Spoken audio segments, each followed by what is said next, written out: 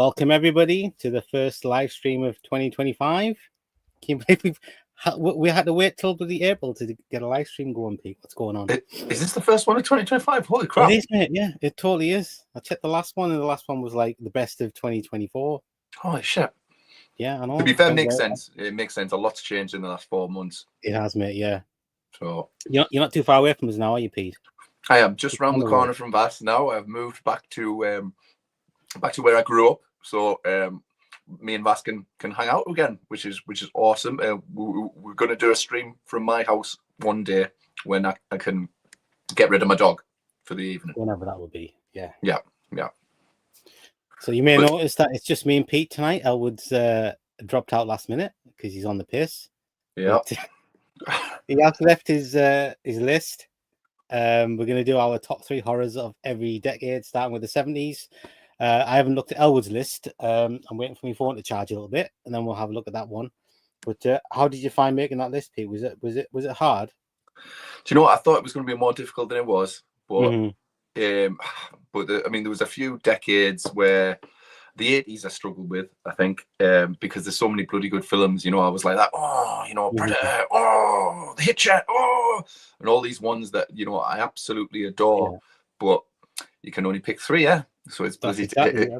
I had the same thing. The struggle is with we're going for essential viewing, the 3 that if you could only pick 3 to watch on a night or whatever, and you would pick those 3. There's loads that it was hard in the 70s because there's all these iconic ones in the 70s. 80s there's so much choice. Yeah. And the 90s there's some bangers, and then it's harder later on as well, like in the 2010s and up to the 2020s, just because they're not that good. There's not that many to choose from. That was the struggle to pick. I agree. I mean, where did you go on the list? But, I kind of suspect that my selections for let's say the 2010s and the 2020s so far are probably going to change in a few years' time. You know what I mean? Yeah. But I think me 70s, 80s, and maybe 90s are pretty much nailed on. I think because so much time has elapsed in between, but. Difficult. I saw a chap online doing something similar, and he spent the entire kind of video just beating himself up about the ones that he couldn't put in, and that the guilt and that. Yeah, my list changed a lot. I did move things around. I took stuff off and put it back on, and I was like, well, it's all personal to yourself. It is what you want to pick, but then again, there's stuff that you're like, how can I leave this off? It's just There's a couple on there. There's a couple on there that I think to myself, is it? But like you said, how I've picked my movies is the ones that massively made an impact on me. It doesn't necessarily mean that they were the best films of that decade. I'm not. This is not a quality thing for the masses. This is just for me personally. What I felt the movies were that had an impression on me, or that I'll go back and rewatch, or I've seen multiple times. And that's it. It's a balance. It's a balance, isn't it? Yeah. It's like enjoyability and rewatchability, and that nostalgia. Just the feeling good. Yeah, I mean, a lot of movies now, I'll enjoy them a lot, but I won't necessarily be rushing to watch them again. So I'll watch it and I'm like, oh, that was really good. I really enjoyed that movie, but you just have no inclination to go like, oh, I can't wait to watch that again. It just doesn't happen anymore. It doesn't matter how good the movie is. I can't remember the last time I've watched a new a film from the last 5 years again, on purpose. Terrifier 3, for instance, was just on that day, so I ended up sitting through it again, type of thing. But I've gone back and rewatched it. There's not many. I could maybe count them on one hand, to be fair. But the older stuff, I've been digging. What a choice. Yeah, that's it. I mean, I've unpacked all my movies and stuff like that, so I have been kind of rewatching, some of the old stuff again, and just getting a kick out of doing that, and So I find myself always watching the same movies that I keep rewatching, like Event Horizon and stuff like that. But that's it. But there's some movies here that I've watched once. That I really need to revisit, for sure, and I will at some point. But I mean, as far as movies and stuff like that, certainly over the last 4 months, we've done all right. We've had some okay movies. I watched Companion. Did you watch Companion? You have to. I'm not sure what movie that is.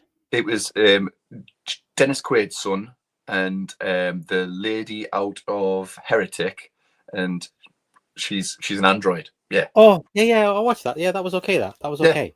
I kind of got off on that. Yeah, it was a good little movie, man. Trying to think what else I've seen recently. I mean, obviously, I binge watched the new season of Black Mirror the other day. It was. Oh, is it good?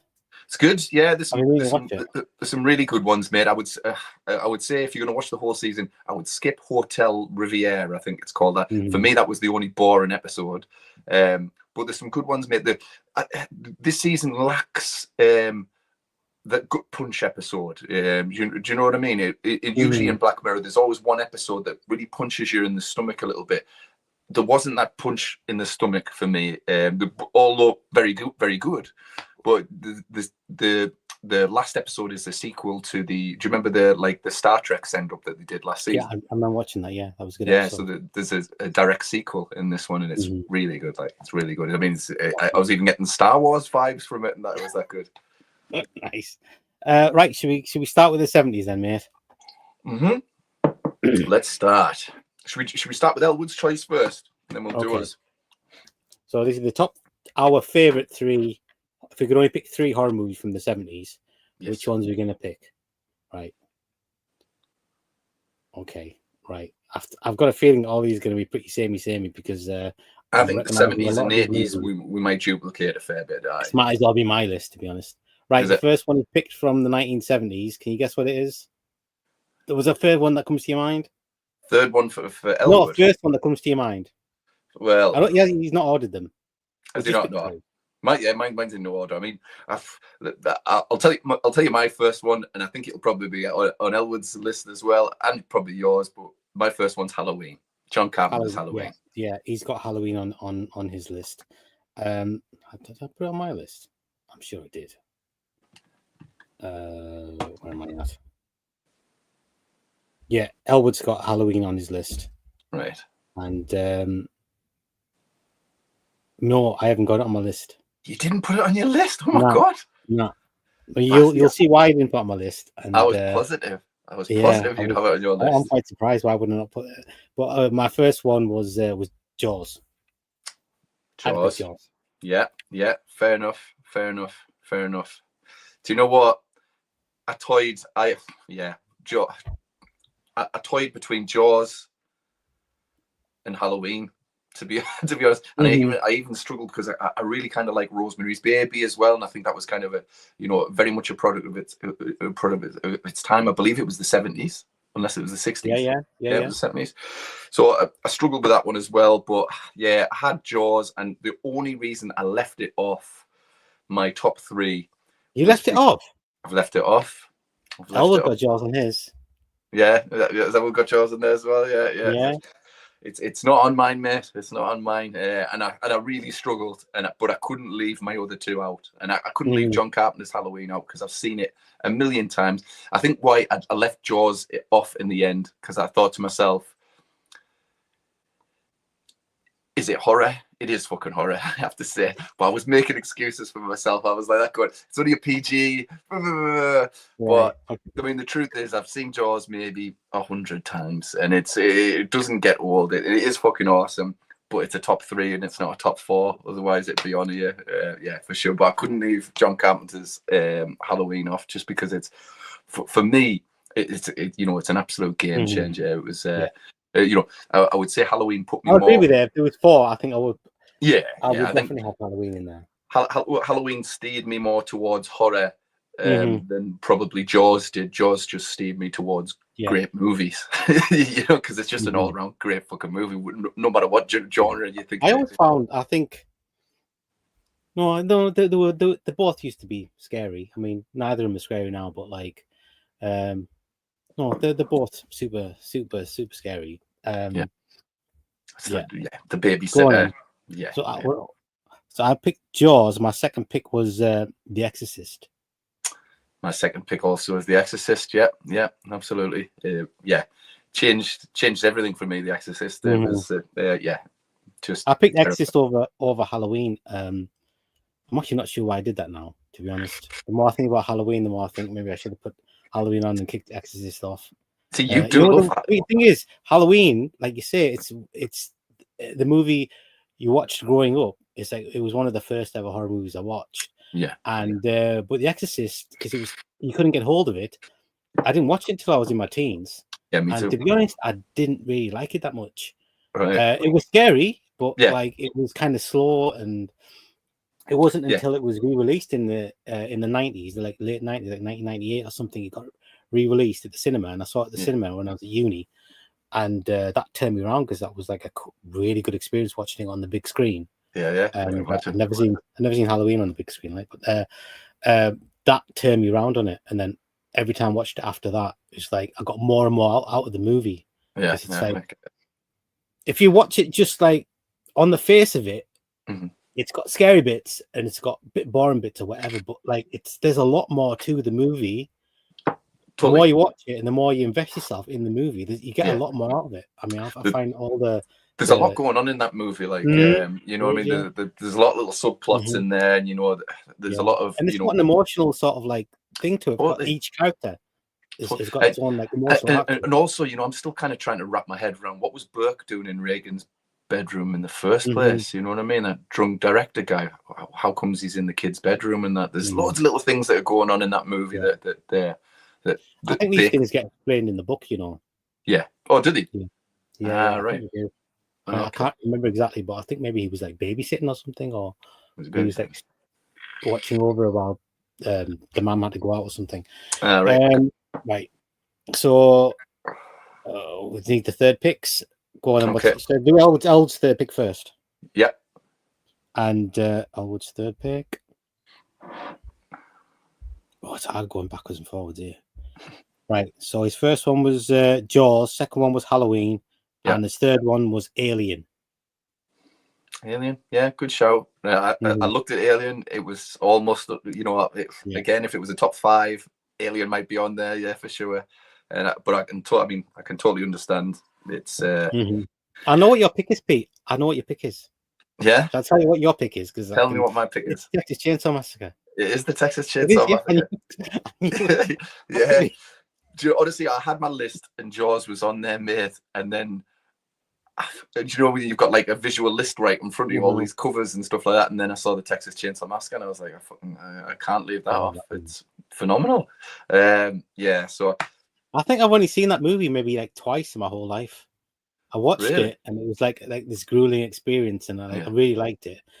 But it's a pretty hard to watch movie. Like it is. I think I watch it about heavy movie.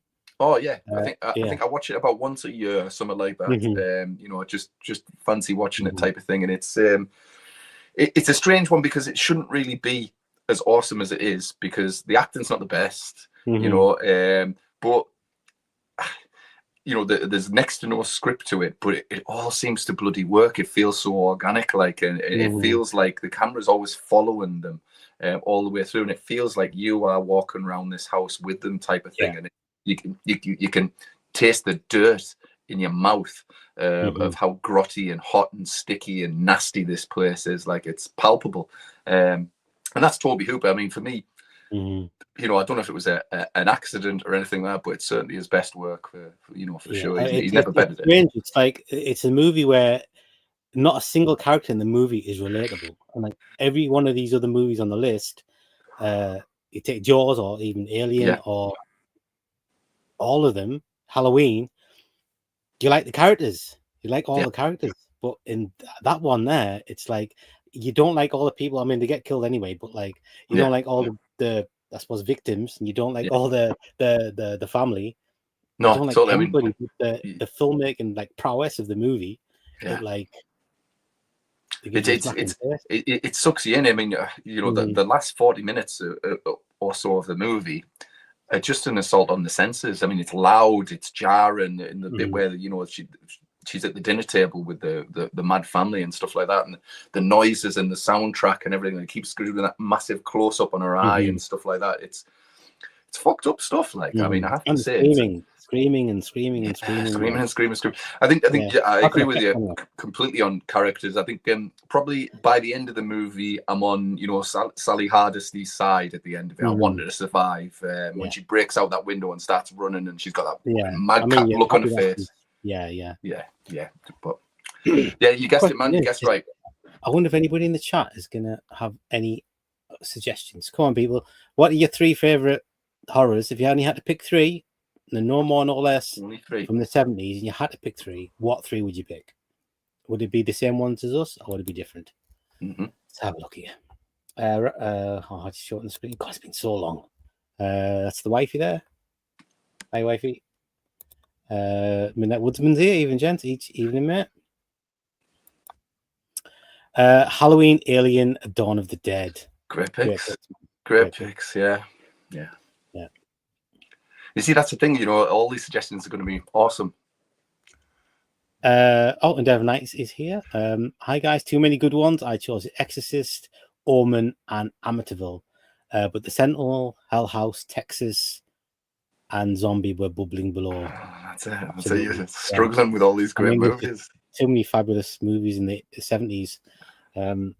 It's funny, you don't really think, when you think of the horror movies, you go to is the 80s, but the iconic ones, a lot of them are from the 70s, aren't they? Yeah. I mean, I don't watch many 70s movies, but I think the 70s was that decade where people were allowed to take the brakes off, a little bit more freely and stuff. Obviously, in the 60s, you had Night of the Living Dead, but it was a tiny, small, independent little film.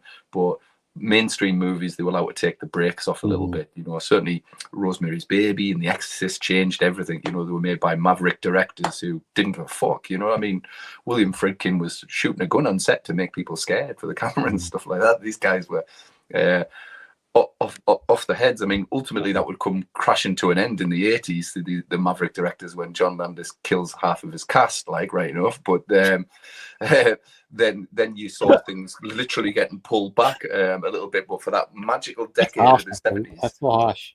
Yeah, no, he did. He did. It was completely his fault. It was an accident. It wasn't. Well, it was an accident, but it was a preventable accident, and that all falls on that man's shoulders. They're all great picks. Them. I mean, yeah. Although the Sentinel, I've only ever seen the Sentinel once, and that the Michael Mann movie? Because it's referenced in The Burbs, and I watched it, and I didn't really get the movie. To be honest, I didn't get it at all. I don't think I've seen the Sentinel. Ones are, Gosh, I'm Shining as well. What movie is that? Zombie there, where he says Texas and Zombie were bubbling below. Zombie. What movie? So Zombie is also Dawn of the Dead. Okay. It's just I think it was the Argento cut was called Zombie. Okay. Yeah, I believe. Nice. Correct me if I'm wrong there. Did I have my 3rd pick or not? No, we're still waiting for yours. All right, okay. So another reason I didn't put Halloween on the list is because, and this is just particular to me, I had to put Salem's Lot as my 3rd pick. I just had to put it. To be fair, when a movie that's impacted half my life, I saw the thumbnail. I saw the thumbnail for tonight's stream, and I was like, it's definitely going to be on his fucking list. Actually, that's Return to Salem's Lot, but yeah. But I had to put it on there. It's a wonderful movie, or is it a miniseries? We don't know, but yeah, it's a wonderful. It's still scary today, so yeah, I completely. If Elwood was here, he would give me some shit about that. He would. I had to put Salem's Lot on there because it's just one of the ones that just means a lot to me. One thing I've just noticed that it's interesting that nobody in the comments nor us have picked The Shining. Because that's 1980. Is it? Was it 80 or so? Oh, all right. It was 1980. Sorry. My apologies. I thought it was 79. It might be on our 80s list. Let's have a look. Okay. Right. So that's the 1970s out of the way. Check this out, man. Check this out. My t-shirt today is The Thing, but in the style of The Shining. Do you like that? That is awesome, man. That is really good. How do people come up with these things? That's so cool. I don't know, man. Nerds, man. Nerds. I like it a lot. Me too. Awesome. Right. 1980s. This one was super, super tough. Yeah. So you go with Elwood's first pick? Let's do Elwood's first, yeah. I find it strange. Elwood, I'm sure he likes Aliens more than Alien, doesn't he? Everybody does. You don't know. Alien. But he hasn't got aliens on his 1980s. Does he not? Maybe he just likes his movies more. Right, its first pick is The Shining. His first pick is The Shining, right? Okay, fair play. Well, for it's a very good. I mean, The Shining, I like, and I've seen many times, but I don't think I get get as much out of it as maybe other people do. I think when it's scary, but there's not enough of that in the movie as its entirety, because it's like a 2 hour 20-minute movie. It's quite a long movie, man. So yeah, I like it. I appreciate its art. I appreciate that it's very well shot and everything like that, but I just don't get enough out of it that I probably should. No, I think it's a great movie, but yeah, it did not make my list. It wasn't even in contention, I've got to be honest. Well, no, I never thought about it either. Well, I mean, if it was 1980, I'll take The Fog over The Shining any day of the week. Oh yeah, good show. Right. So do you do yours first, Pete? Oh wait, well, we've already mentioned, but Aliens is on there. Okay, right. We'll because as soon as I saw it, I remember buying it about a year later from the video shop, and I literally watched it like almost daily for I was obsessed with that movie. It's a fucking great movie, and it's still a fucking great movie today. It still gets your pulse pounded. It's awesome. Yeah, that's a movie that never gets old. It's like one of the most easy, and that's a quite long movie as well. But it's one of the most easy movies, and that's one of the ones where every character in it is like its own. It's cool, even the bad ones. Totally. You don't like. Yeah, like all archetypes, and they're all brilliant, and it's got awesome action, and the aliens are amazing. Do you prefer the theatrical cut, Vass, or do you prefer the special edition? I prefer the regular cut. Anything that shortens the movie, I quite like it.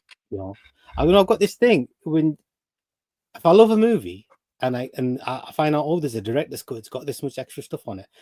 The extra stuff it just slows things down for me. I mean, I like the bit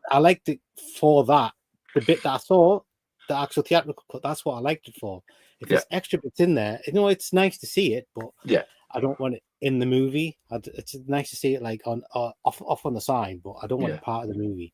No, I definitely prefer just the normal version.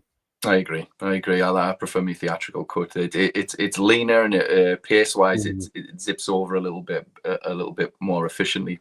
And there's nice stuff in the special edition, like the Century guns, and you see obviously the planet before the aliens have taken over. There's the facehugger scene and stuff like that. There's nice stuff, but there's a lot of stuff that's just filler in there as well, type of thing. I think the director's cut of Alien is probably the director's cut that I can get behind, because it actually shortens the running time of the movie. Plus it adds new scenes in, so the pacing's a lot more. Because I mean, Alien's a slow burn, it's a slow burn movie, but the director's cut just kind of paces things up. But yeah, it trims the run time down a little bit, only by a few minutes, but it's good. But you get all these extra scenes in as well, so they've obviously chopped quite a bit out. Yeah. You know what I think they should make? I think they should make versions of movies that for people who have watched it a million times, and it's like a shortened movie, and just take out the bits, because you're always waiting for the next good bit. So they should just cut out little small sections, knock them down by about 15 minutes, and just have all the amazing stuff. Because you've got all the character development already. You've got it. I mean, you've watched it a million times, so you know all the backstories of all the characters. So you don't need that stuff in it. I like a shortened version. With action movies, in particular, with action movies. Well, you do that though. You do that on your channel. Oh, yeah, I did used to do that. Yeah, you see my version of Hard Target. It's about 20 minutes shorter than the actual Hard Target. I love Hard Target. Hard Target's great. It's just one of them things where it's like all that stuff is just between the set pieces. It's fine. I like it, but I just want to get to the good stuff all the time. Makes sense. Just impatient like that. Proper impatient. So this pick was Shining. Yours was Alien, and mine is. I guess these are in no particular order. No. I've got Aliens as well, mate. Great minds think alike. Yeah, it's just one of the movies where it's just like, it's so entertaining and so watchable, and rewatchable. Totally. It's one of the ones where it's a sure thing. You're never ever going to be disappointed. Like, doesn't matter what mood you're in. Some movies, if you're not in the right mood or not in the right frame of mind, you watch it and you just kind of lose a bit of interest. But that's one movie where you can even skip out and skip back in again, and it's fine. You can just like have a good time. I think with Aliens as well, you know, experience. Oh, totally. I mean, with the movie Aliens, if someone you know hasn't seen it and you whack it on, you're pretty much nigh on 99% sure they're going to like it, because everybody fucking likes that movie. You know what I mean? So a great experience for me was, you know, my kids being old enough to watch Aliens. I'd made them watch Alien first, and then I was like, all right, okay. And then they just absolutely blew them away. They absolutely loved it. Like, you know, last time my kids behind Aliens. Really? I've watched it a couple of times, and they've been around. Yeah. But I always end up by myself watching it, and I'm like, oh, okay, fair enough. Maybe it's too scary. I don't know. But the last time I asked my son what his favorite movies were, Aliens and Die Hard, and I was like, "You'll do me. You'll do me." Can't go wrong. Let's have a look at this comment here. In Dead of Night, Full Cheese Zombie. Oh, it's Full Cheese Zombie. That's what he's talking about. Ah, right. Okay. Salem's Lot was TV, so didn't include it. Yeah, I mean, technically, it is a TV movie, but the movie bit is still in there, so it's a TV movie. Although it was a mini series, but it is TV. That's a weird thing. It's like the first time I ever saw it was as a mini series, 2 parts, and then but every time since then, it's a movie. I mean, when I watched it for many years like this, and it used to be shown on TV like this, and then after that, it would be the full version. But it's just a 3-hour movie. Same with it. I never saw it when it was on TV. I only ever saw it when it came out on video. And it was a TV movie, but it was a movie. It wasn't like a 2-part miniseries. Same here. Many times as me, I've only ever once watched it as a 2-part miniseries. The other 1,000 times I've watched it, it's been a movie. Yeah. And not even a TV movie for me anymore. It's just a movie. Pretty amazing that that it was made, if you know what I mean, because it was quite an ambitious project for TV at the time. You know, and nobody was looking at TV and thinking, you know, we want cinema grade quality here. And with Salem's Lot, they get a cinema grade quality movie. I don't think that's been done before. It's just a bit of magic. That's like it. Every bit of it is just like so well done. It's just like they just cracked it on every single aspect of that movie. It's just it's quite amazing, because TV movies in general, man, they're like, even the look of them, the sheen on TV movies, you can tell straight away that it's not a movie. Even some proper movies, especially back then, TV movies. Especially back then, you know, they stood out like a sore thumb type of thing. But it's like they had the foresight to say, we've got the constraints of TV, but this is basically a movie, and we're just going to tell the story as a movie like the best we can, instead of just like having that like TV schedule where this is going to be shown on this time, get it out. There's easy budget. They just killed it, man. Killed it. Yeah, totally. Agreed, man. Midnight Woodsman has picked Aliens, Terminator, and The Fog. Well done, picking The Fog. And good choices. Yeah. I never.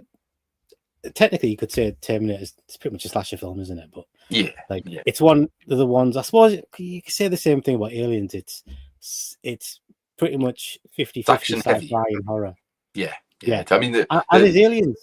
Yeah, I suppose action, sci-fi, horror, it's equal measures. So I suppose you could dip in with any aspect of that and say, like, I wouldn't mind if someone said Aliens was their favorite action movie.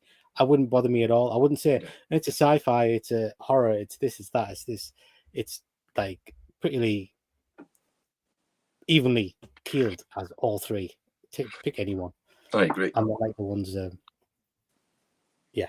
agree. Right. Good choices, then. Oh, have I done my choice yet?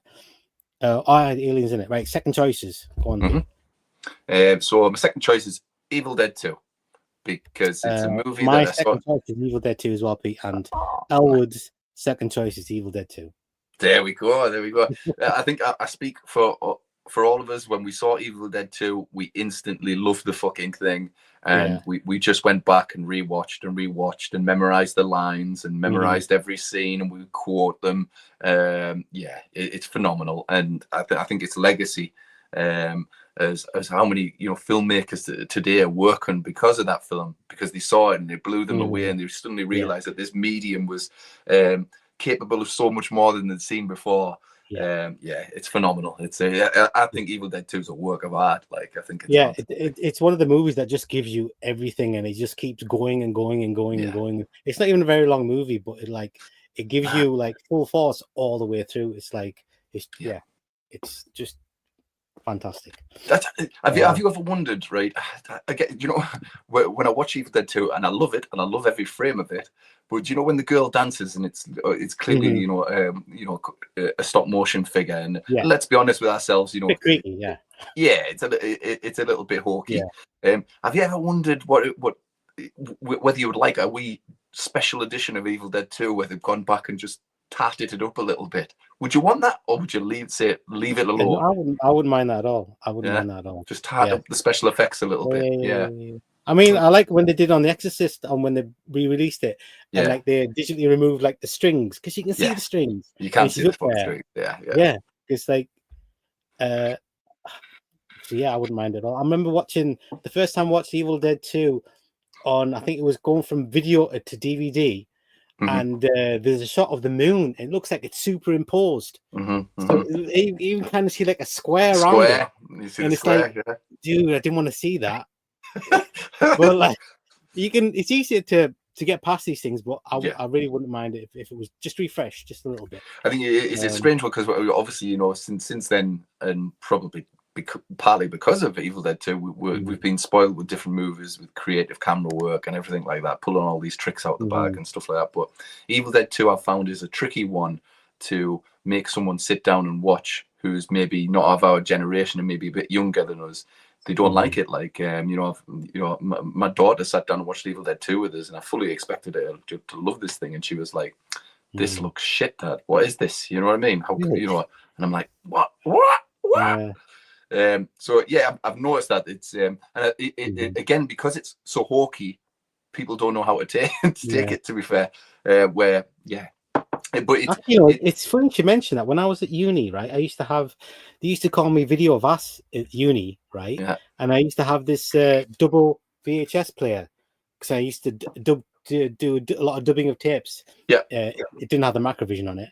And so I had loads of movies, and then people would like ask me to come round, and I'd hike my big bloody double video player, and we watch something, and they'd always like ask me to put something good on, and there'd be like 6-7 people in the room, and I put on Evil Dead 2, and I thought it's gonna blow everybody away, because no one had seen it, and I thought definitely, and I put it on, and literally, because I think there's a bit of talking going wrong, and people like just having a good time, and it didn't even get literally the setup for Evil Dead 2. It's like maybe 8 minutes of not much happening, and then everything happened for the rest of the movie.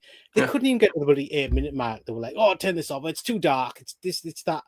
And I was like, "You don't deserve Evil Dead 2, goddammit. Watch whatever you want. I'm taking this. You don't deserve it." Then just say, "Listen, Video Vass is going. Video Vass is going. Why don't you phone up Radio Raheem and get him round instead? I feel used. Fuck you guys."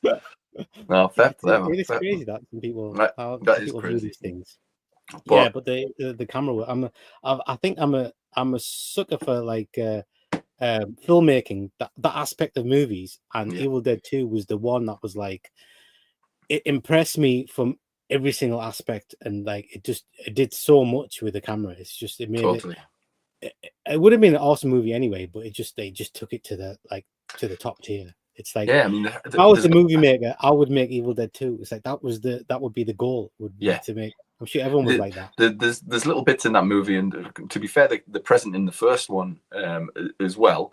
But there's little bits in that movie that they didn't have to do. I think there's one scene where they stood in the room, and there's all that sound, and they're like doing this, doing this, and it's just genius. I think that there's a bit where the camera goes into like a plank of wood that's above Bruce Campbell's head, and it's like the camera and the way it's shooting everything is telling you the death. So the moose on the wall thing, or whatever it is, the deer, you pretty much can hear it getting killed and getting hunted by the sounds coming up to it. And then even this wood, you get this creaky sound, which is pretty much subliminally telling you this is how this tree was felled. You know what I mean? It's nuts. Like it's like perfect visual storytelling. Are as good as everything else in that movie. It's just everything like in the voices and everything, and like, and I like in movies where like, this is not particular to Evil Dead 2, but like in movies, you know, when the camera moves and you kind of hear a bit of a whoosh. Yeah, I like when they were going over like wood bits, beams, and it'll go boom, boom, boom, and like obviously it wouldn't make that noise, but it's hyper realistic. Totally. Did it with everything, and like the creaks were a bit more, and everything, like you said, like the whooshes things. Yeah, it's fantastic stuff. Totally. It just builds the atmosphere. You know, it's perfect, man. I think we were very lucky to find that movie, because it's a lot of people didn't find it till later on. I find really, I remember being at school, like no one else had seen that movie for years, and I remember one time at last day of term, if I might not already know this, last day of term you were allowed to bring a movie in, and I always used to bring the movie in, and everyone would sit in the assembly room and they watch a movie. So the first time I did it, I brought Twilight Zone the movie. We all sat down and watched Twilight Zone the movie, but it's only an hour lesson. So we couldn't fit it all in. So I had the beginning bit in the car. Do you want to see something really scary? And I wanted to forward it to the last one because they're the two best in it. But the video player was so bloody slow. It was like going on for ages, and everyone else was getting, oh, come on, put something on. So they had to stop it, and they watched the one before the last one, which was the kid who anything he thinks of. Which was fine. Everyone enjoyed it and everything, but I really, really wanted the last one. And then the year after that, I had Planes, Trains, and Automobiles, which I'm pretty sure I borrowed from you. Okay. And then the year after that, I wanted Evil Dead 2. And I was like, I remember I went to yours, and I think you'd already given it to somebody. Right. So I had Salem's Lot, and we watched Salem's Lot, which is great. It was this version, short version. And I thought it might be a bit too slow for them, but they all jumped at the jumpy bits and everything. That was cool. But awesome. The year afterwards, some other kid, his name is David Laurie, he brought Evil Dead 2 in, and they watched it, and everyone loved it. And I was like, I was going to bring mine last year, and then he got all like everyone was like, oh, that was great. Stole my shining light, David Laurie. That's not fair. And then like he was like the one that kind of introduced it to everybody, and I'm like, I've known about that movie for years. God damn it, that's not fair. And I was going to bring it in and show everybody, and they were going to go, "It's the Evil Dead 2 guy." And he got it instead of me. Motherfucker. Oh, not meant to school, man. Right, let's get some comments in. Okie dokie. Right, all right. Midnight Woodsman said, "Aliens terminate the fog." Michael Myers. Oh, hi, Mike. Salem's Lot had a short release, which is basically its easily digestible movie version. Yeah. And he did get a cinema release as well in Europe. Undead of Night, The Thing, The Fog, Creepshow, so many runners up. Awesome picks, wasn't it? Yeah, absolutely. I'm glad a lot of people, the second person picked The Fog. That's amazing. Like, that people are picking like 3 movies from the whole of the 80s and they picked The Fog, which is like amazing because a lot of people wouldn't do that. So many runners up: American Werewolf, The Shining, The Fly. Totally. We were spoiled in the 80s. Yeah, we were fucking worse. Michael Myers groovy, exactly. And then like, I forgot The Changeling. Like, The Changeling is another one. That is another movie I watched seriously late on. It was one of the ones I remember. I was at uni. I'd never seen the movie, and I was listening to the radio, and they were doing this phone in about. And it was just like a short thing, and they were saying, "Oh, what's a scary?" I must have been around Halloween or something. And I was just like in my room, and I listened to the radio, and they were talking about like a phone in about scary movies. And a couple of people mentioned The Changeling, and to be honest, I'd never even heard of it. And then I used to know this guy who had Sky at home, and I asked him because it's not one that you could readily rent at the video store because it's from fucking 1980, and this was like in the 90s. I said, "It's The Changing. It's on Sky. Can you just, when you go home this weekend, can you just tape it for us and bring it? I really want to watch this movie." And I watched it, and it was like amazing. But literally, it was the 90s when I saw it, like mid 90s. By the time I saw The Changeling, I watched I watched The Changeling in the 80s. My father, I think, rented it from the video store, and I've got to admit, I think I was just too young for The Changeling at that point. It's a very like, mature movie, isn't it? It is. Bloody is far too. Yeah, it was far too mature for me at that point. I don't think there's anybody under 40 in the movie apart from the kid that gets killed or whatever. That's right. Like the ghost. But yeah, like, I think the Changeling, you know, when I kind of reevaluated the movie, probably in the 90s, and thought, okay, you know, it's great. It put me onto different movies like Audrey Rose and stuff like that. I was going back and visiting. I've never seen Audrey Rose. Yeah, it's all right. It's got some like spooky moments in that. It's a movie of some good moments. It's not a like great movie or anything like that. But yeah, it kind of put me onto the old Warner Brothers back a lot of horror movies like The Beast Within and stuff like that. I went back and started watching all these things again. But The Changeling's great. It's a spooky ass fucking film, and it's got George C. Scott in it. You know what I mean? He's that guy can act. The scary bits are scary. Yeah. I do like the mystery aspect of it. It's really good. Definitely. Yeah, I have a feeling, you know, Stir of Echoes has got a lot to owe to The Changeling. Yeah, I would agree with that. Thing where it's a ghost, you think it's a scary thing, but it's actually there's a bit more to it, and there's like a mystery that needs to be solved. And then yeah, I would agree with you, mate. Isn't it? And even the digging up of the thing, he does the exact same thing in The Changeling. He does. Oh, yeah. I do need to start that now. Right, Michael Myers. For the 80s, Return of the Living Dead, American Werewolf, and another one with a fog. You guys are the best. I feel bad for not putting the fog on your list now, to be honest. Yeah. Me too, and me too for American Werewolf as well, big time. Like, you know, I fucking love that movie. Like, but so it's only your top 3. You can only do 3. Yeah, sorry, I just had a message now. I just needed to read it. Did I pick? So, what was our first choices again? It was Aliens, and Evil Dead 2. And Evil Dead 2, right? So let's do Elwood's third choice. Yep. Oh, that's mine.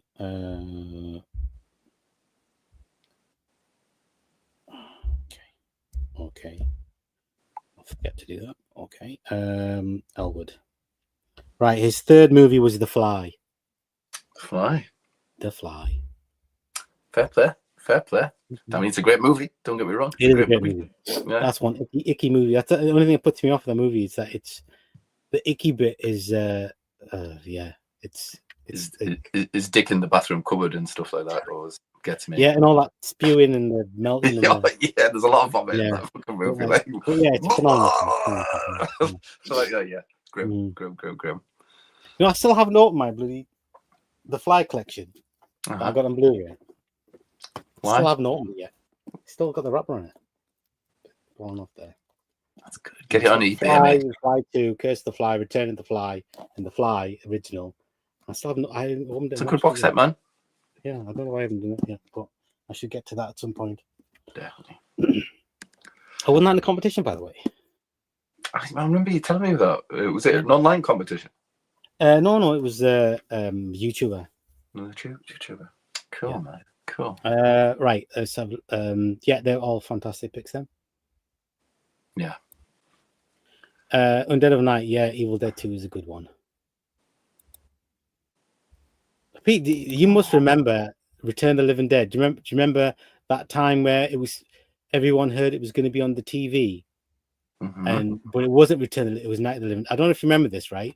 It was like, I'm sure you had told me Return of the Living Dead TV's on. This was before we had the TV mags and things. And watch the TV. It's going to be on the TV tonight. Return of the Living Dead. We're gonna have to. Got to watch it. Stay up and watch it. But it was Night of the Living Dead.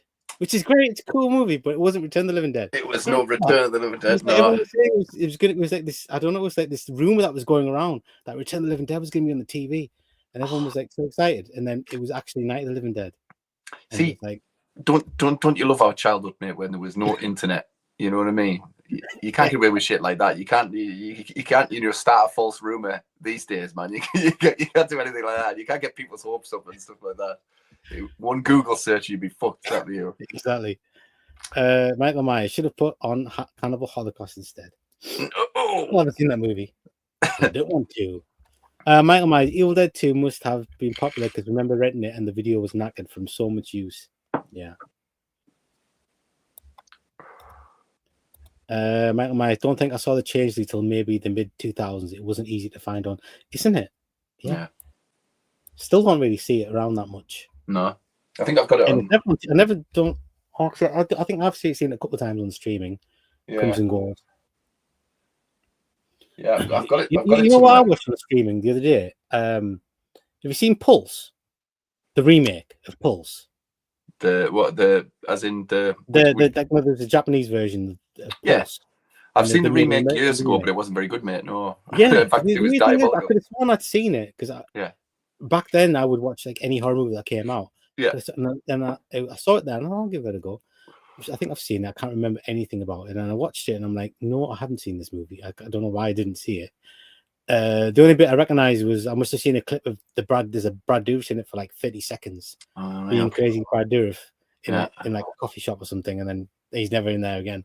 But like the movie's rubbish, like really bad. I mean, it brought to mind, I remember on our last stream, we were talking about John Carpenter, as we do every single stream, and he had said, "Is there a single good remake of a John Carpenter movie?" And we couldn't think of one. I think the only one we thought of was Assault on Precinct 13.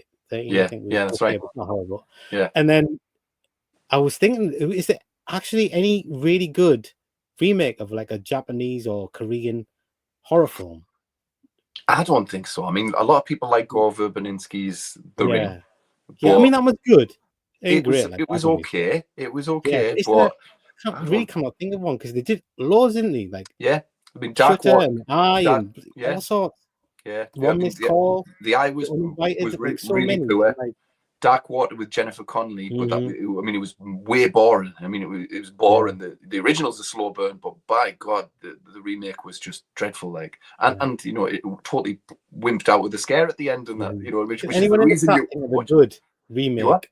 I was just asking the chat if anybody could think of a decent remake of one of like the popular Japanese movies or Korean movies that came out in like the late 90s and 2000s, because I can't think of a single one. I think you probably cracked it with The Ring, because it's decent. It is decent, and it's well made, like stylish and stuff. Yeah, I really cannot think of any. Most of them are really, really bad, and the Pulse is one of them. I think there's like 3 Pulse movies. And I was like, how the hell did they make more of these? Oh my God, Jesus. That's nuts. I had no idea that there were sequels like that. I mean, they started getting the Japanese directors to make movies over here in the late 90s and probably early 2000s. I think the chap who did that, have you ever seen that movie Versus? I think he was the guy who directed that movie that I kind of like called No One Lives. Have you watched No One Lives? Oh, I have, yeah. I used to have that. Yeah, it's a good film, man. Good film, man. But yeah, he was the same director who did Versus, and obviously, Hideo, I can't pronounce his surname, Nakatara, the guy who did Ring, he did the sequel, didn't he? He did Ring 2 with Sissy Spacek for the American version, but it was a dreadful fucking film. You know what I mean? It was a dreadful film. So I think sometimes things translate. Even the Grudge, same guy who directed you on, and he did a shit job, didn't he? He must be fucking sick of the sight of that movie, man. Because I think he's made The Grudge 2, The Grudge over here, and I think he's done different variations, iterations over there as well. I think he did a couple of Grudge movies before he did you on. He did I think so, because there were TV movies before. That's right. Yeah. He must be sick of the fucking sight of that woman. Like when she comes out, going, he must be like, shut the fuck up. Shut the fuck up. You know what I mean? Michael Myers says The Fog is probably the movie I've watched the most in my life, maybe topping 100 viewings. Wow. What movie do you think you watched the most, Pete?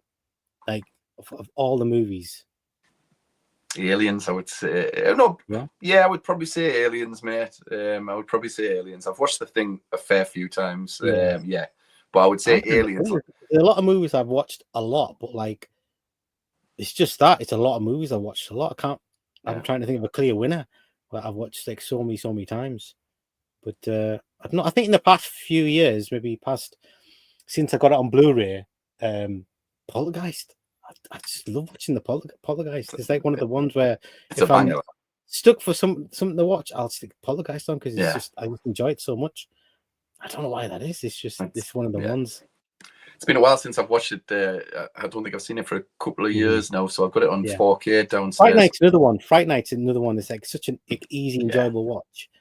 And Fright Night, like, you press play on Fright Night, you know for the next 90 minutes you're gonna laugh. And it's not like a bad moment in those like in these movies. It's not like one thing. Awesome. Bit where it's awesome. It had no right to be that good. Like, you know what I mean? It had no right to be that good, but it is brilliant. Like, it's literally lightning in a bottle, that film. Right? So I don't think I've seen The Fog 100 times.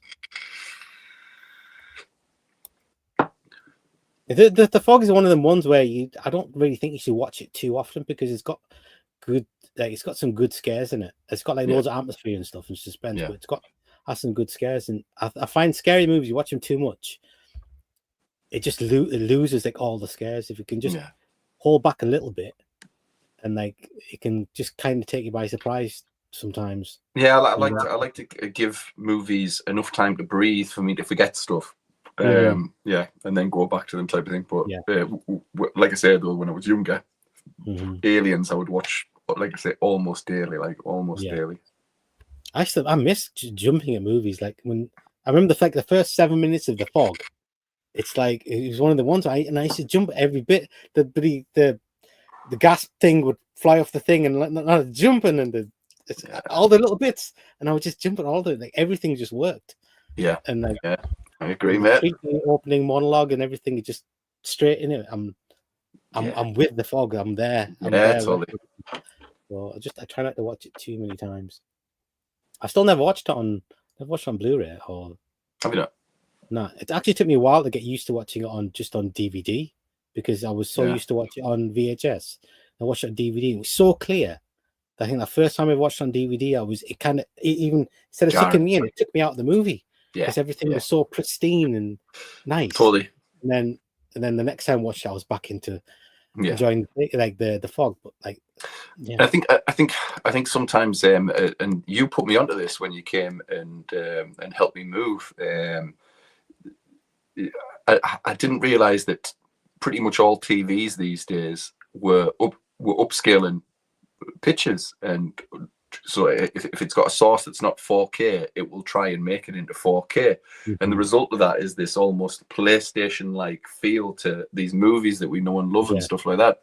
And so I only kind of recently realized that. And on my new TV, there's filmmaker mode, and you put it on filmmaker mode, and it just takes all that shit off, and it's exactly how the director was, intended you to see it. So, check your TVs, guys, unless you're not a moron like me. Some films do that. It's like some films just look better, like the grimier they look, like when it's not that clear and all that.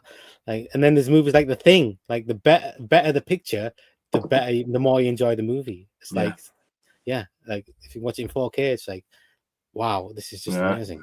Yeah, agreed. Michael Myers, Willie in the bathroom cabinet next to the Lynx. Can you fill me in what that mean? What does that mean? The Fly. Let's talk about The Fly. Oh, okay. Yeah. Next to the Lynx. Didn't get the reference at all. Don't feel like Return of the Living Dead has been on TV. Dawn and Day both have. Yeah. Moses. Stir of Echoes was a novel by Richard Matheson from 1958. So I guess the change then was inspired by the novel. Right. Okay. Okay. There you go. I wonder if the changing is based on a book. I didn't realize that Richard Matheson wrote all the segments to the Twilight Zone movie. It was only when I framed that bloody Twilight Zone movie poster, it's got these little breakdowns of every segment, and Richard Matheson's on them all. Oh, right, okay. Maybe that's why they picked them to just like the ones to pick from with all the ones he did. He must have done a few. Michael Myers, only Pulse I've seen is the 80s one where all the family's electrics come to life. I've seen that one. I've seen that one too. Good cover, not a good film. That's the one that's a bit like a TV movie. Yeah, fucking is a TV film. Yeah, it is.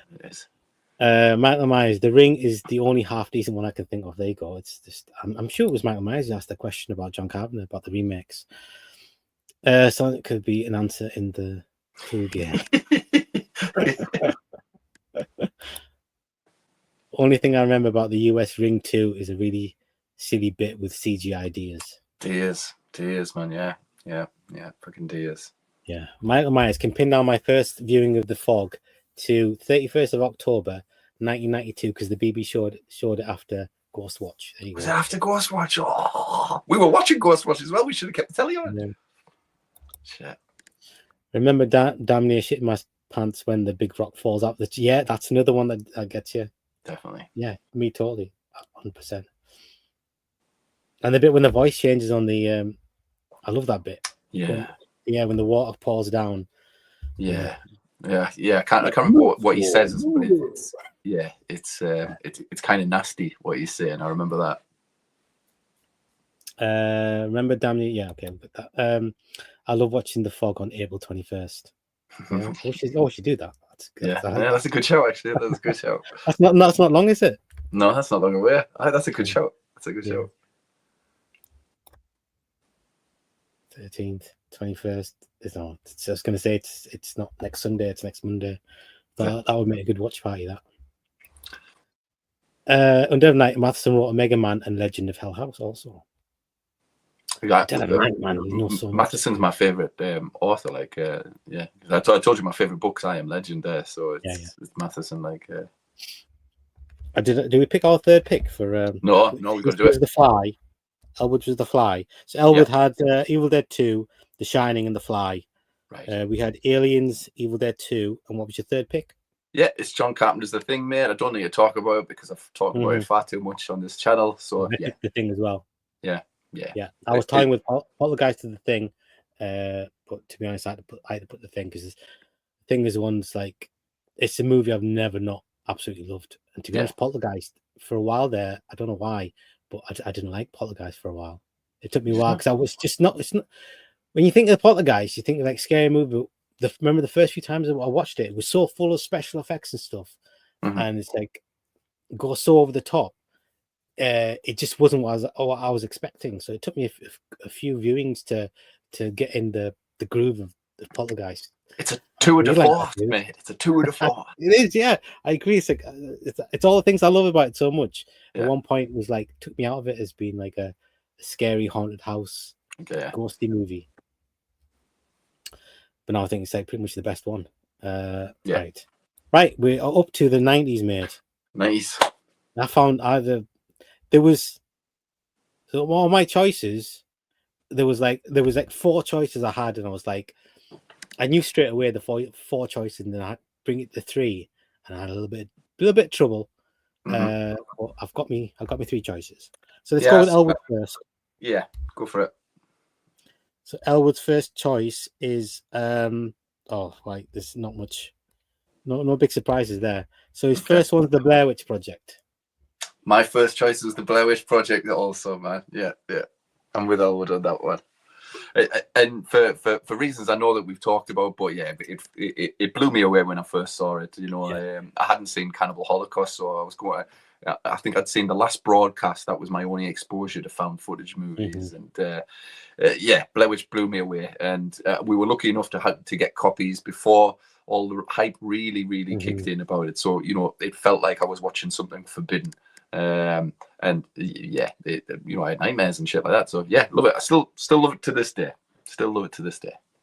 Awesome. I do. I appreciate the movie. That's all I'm gonna say. Oh, it's all right. Well, what was your first choice for 1990? Okay, let's have a look. I know what it is actually, but I'm not gonna. Right, my first pick is In the Mouth of Madness. It's gonna be my first pick. Great film. Yeah, great. I had to pick it because it's just one of the ones that for rewatchability and enjoyment, and it's not particularly scary, but it's just one of those movies it's just everything I want a horror film to be. Totally. Like, it just gives you everything the whole way through.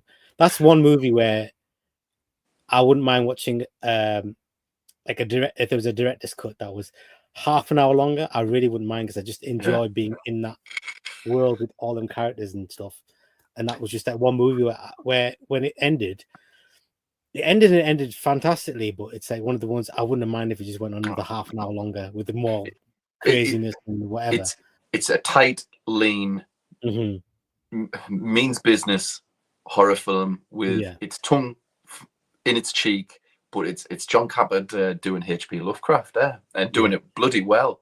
Because you know there's a lot of directors out there that have tried H.P. Lovecraft and they fall on their ass. Like but you know, it's anchored by this fucking phenomenal performance by Sam Neill, like who's just like an awesome sleazebag, a total anti-hero. You get right behind him. And he, you know, some of his dialogue on the page must have been quite serious, but his delivery turns it into fucking comedy and that, you know what I mean? Like, oh, not the carpenters and stuff like that. Fucking brilliant, man. Absolutely fucking brilliant.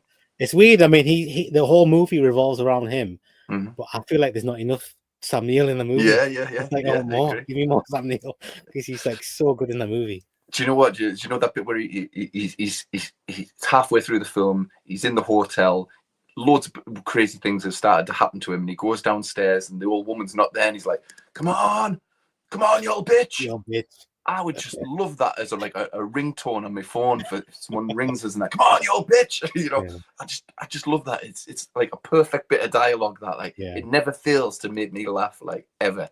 But yeah, it's a great movie, man. I love In the Mouth of Madness. And that's a movie that I'm amazed that we don't have a real awesome special edition 4K spruced up remastered version yet. I'm amazed, because people love that fucking movie, but you know, you can't even, I don't think you can even get it on Blu-ray at this point in time in the UK. Nah, you've got to order it, and I've got a copy of it on Blu-ray, but it's imported from Germany, so it's like Ich bin Mouth of Madness, Ich, or whatever.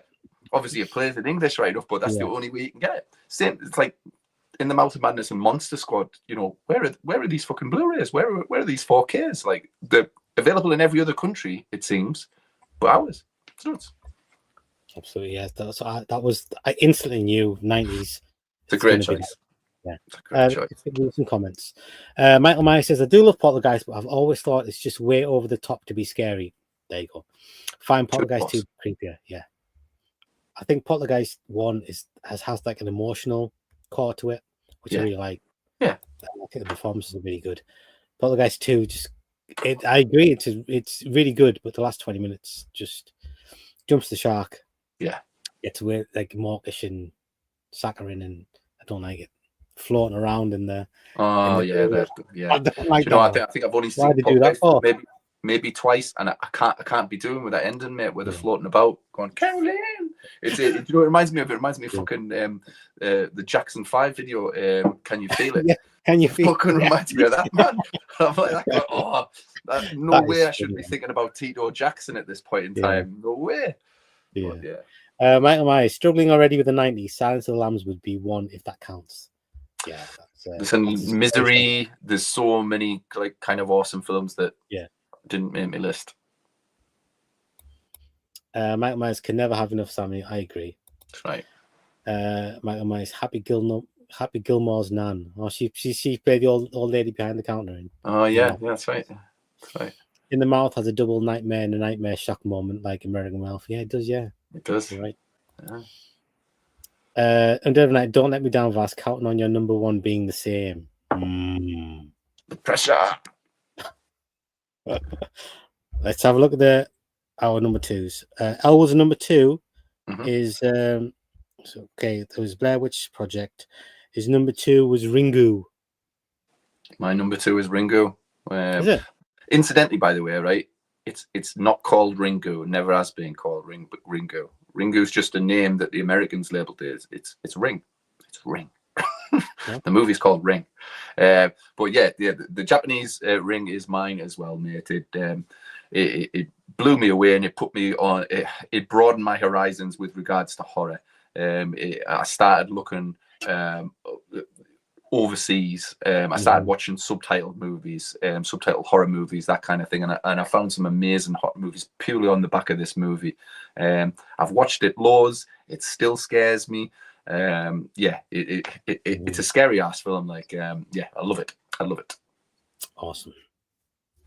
Do you find it's one of the movies where it's not like it's not scary in a jump scare sort of way, but it's scary in like a creepy to the nth degree, just absolute creepiness, like palpable dread, palpable dread. Thing, I mean, pull away from the screen sort of thing. Oh, totally. I think I've told you.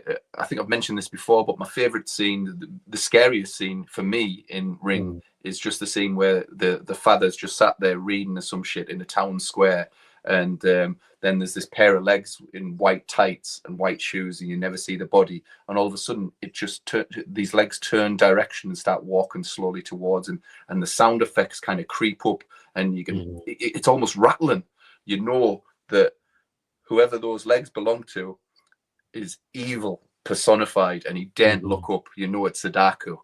And it's phenomenal. That scares me every single fucking time. That, and I wouldn't look up either. I would have been kept. I was like, nope. Japanese are really good at that and that sort of thing, aren't they? Yeah. Kind of the thing is like they don't even have to show you, and they make you scared to even look. Yeah. You know, we've talked about it already, but the original, you know, Pulse has moments like that as well. You know, with a ghost, he's kind of like running but slow, and it's just fucking. It's awful. It's nightmare fuel.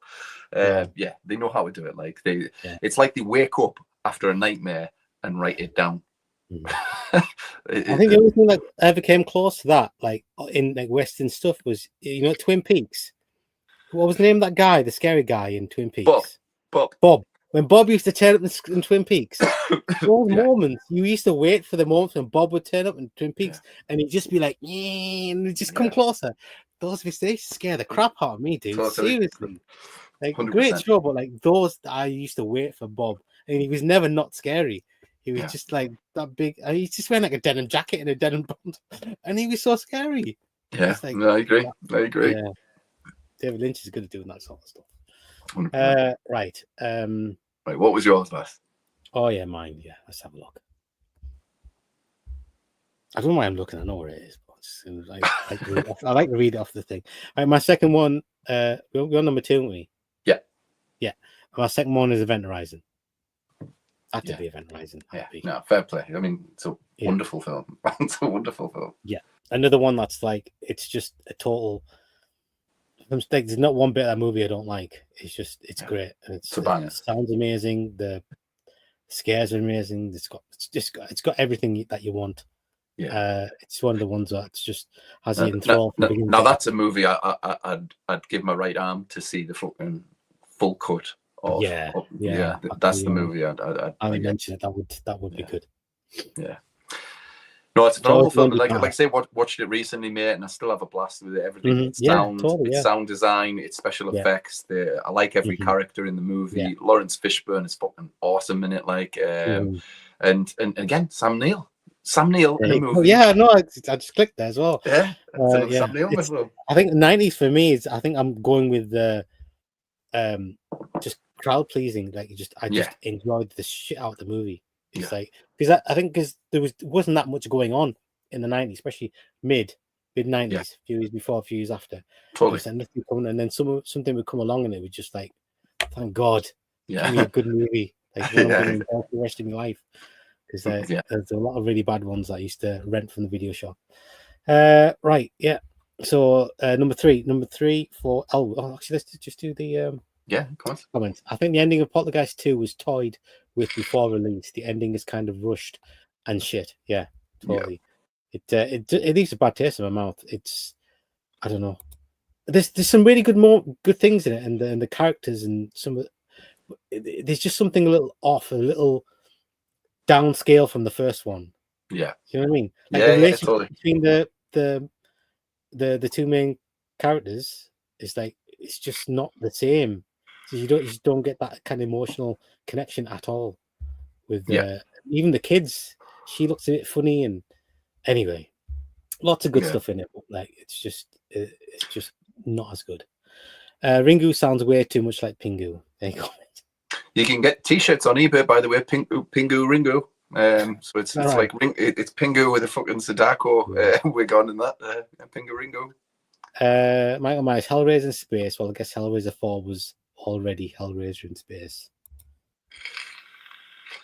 I've not had that pleasure. I've seen that movie. It's nice. Not too bad. It's not as bad as it's all right, is it? No, it's not that bad at all. I didn't mind it. Right. So third picks. Elwood's third pick is. Have we done third picks yet? No. His was. That's mine.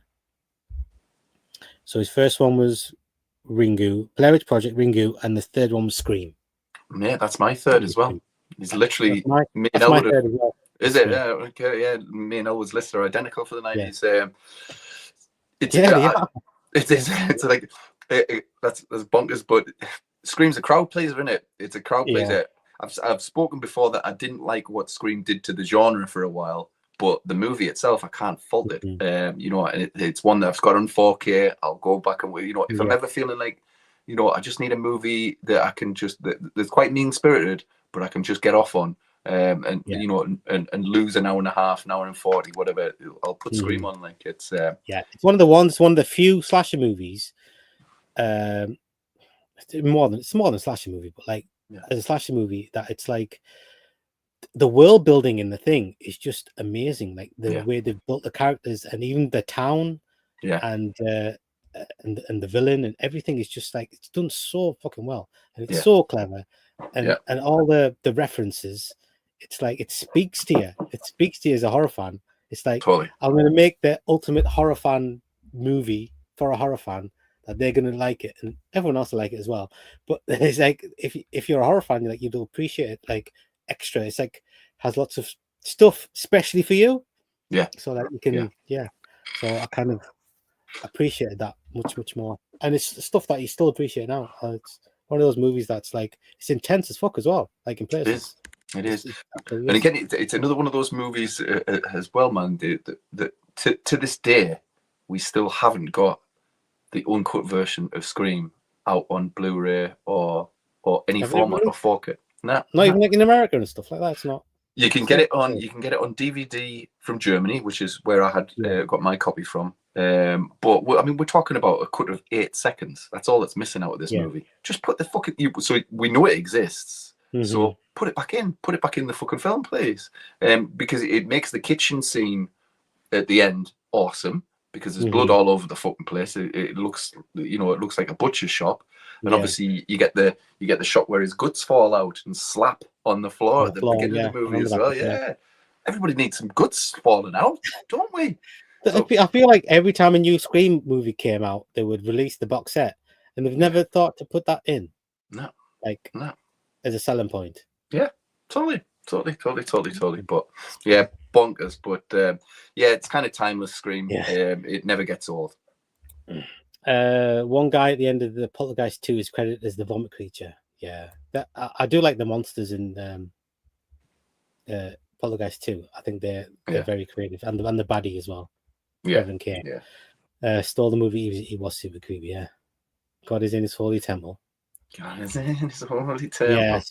So listen, in Dead of Night, picked Exorcist 3, Stare of Echoes, Dust Till Dawn, Close to Top, In the Mouth of Madness, Needful Things, and Silence of the Lambs.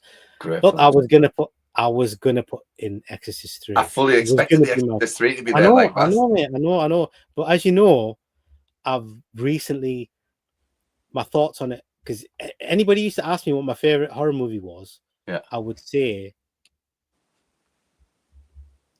50-50 chance I would say Exorcist 3 is my favorite movie, because it's one of the ones where it was just like I have because I don't watch it too often. Just I have like a full-on horror experience when I watch Exorcist 3.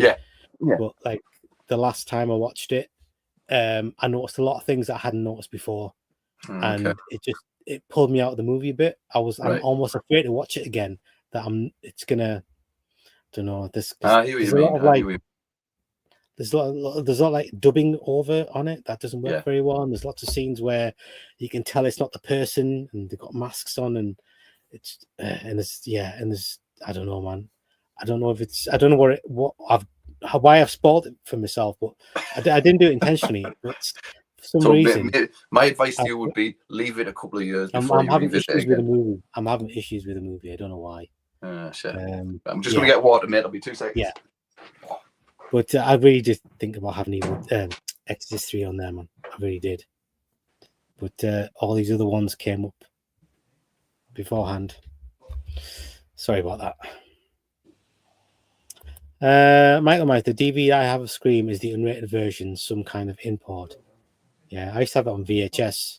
I think I got it from Pete, and it was uncut. I know this will be unpopular, but I love the first half of Exorcist 3, but it kind of loses me as soon as he visits Dorothy in the cell. That's when it kicks into gear, dude. He does. Doesn't like the bit with Brad Dourif. What? Oh. What? Don't say that. I think those are the bits that keep me latched onto the movie are the scenes in the cell, those dialogue scenes. Yeah. And I love the intro. Just the bit where it goes into the church. Yeah. Just that very beginning before the credit comes up. Yeah. I love that bit, man. You play that on surround sound, loud. Mm-hmm. The shit is scary, man. I don't care if it's middle of the day and like there's loads of people watching. You sit down, you watch that and listen to it. The way the sound swells up and then the doors blast open and that's like one of my favorite openings of like any horror film ever. I have dreams of a rose and falling down a long flight of steps. Yeah, it's good. Like that's amazing. Right, we're in the 2000s, mate. 2000s. Yeah. Why are we going so slowly, dude? I thought we were going to get through this super fast. It's nice just chatting. We haven't had like a movie chat for a while. Exactly. Right. Let's have a look. So we're in the 2000s, and let's go with Elwood's first. Elwood's first pick is okay. These are interesting picks. His first pick is Drag Me to Hell. Drag Me to Hell. I think Elwood must have been out quite a lot in the 2000s.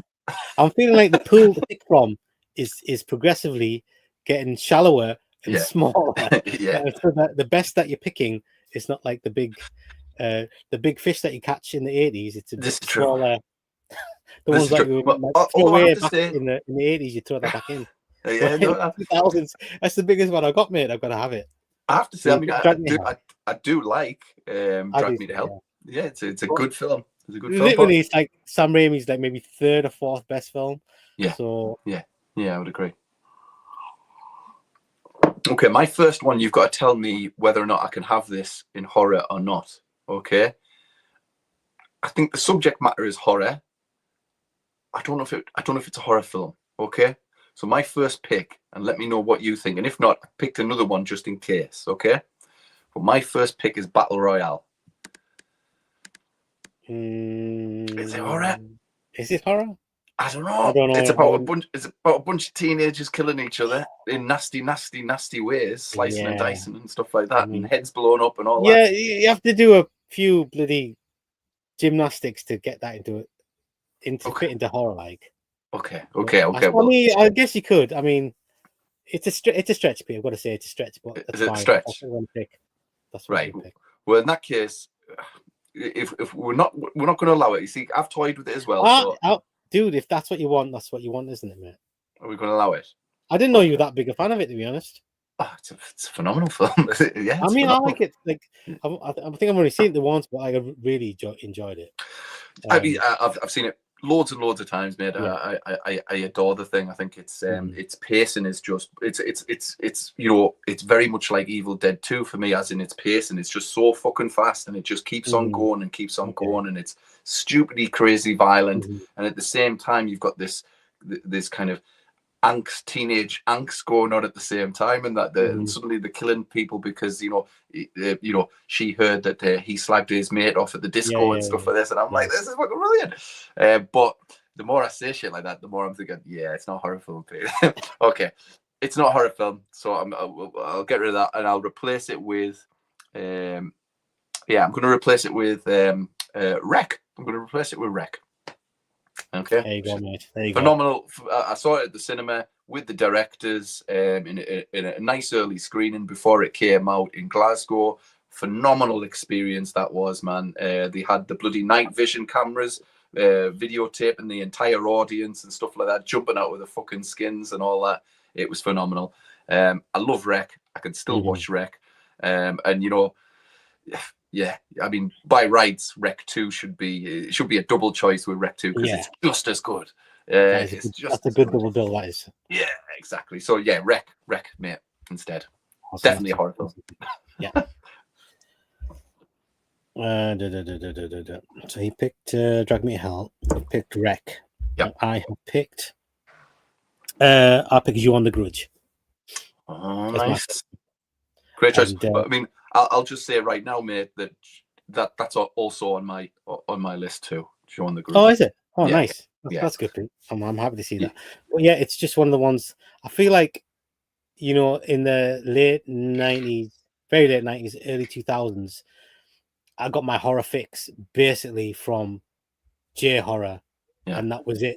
I would scour the download sites just looking for, and I'd just try and watch anything I could. Yeah.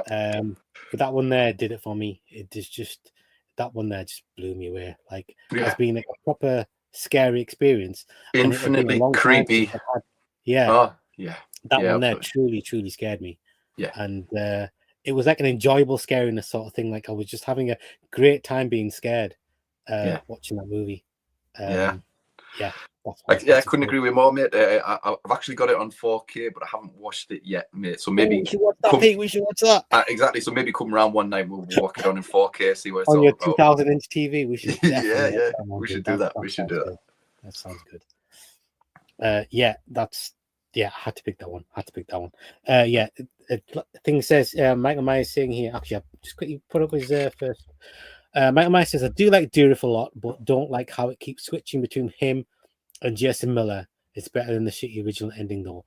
Look, I've got to say, I think Jason Miller's. I'm happy as much as I love Brad Dourif. I love the bits of Jason Miller almost as much. I think he's wicked. I like his voice, and I think his acting is.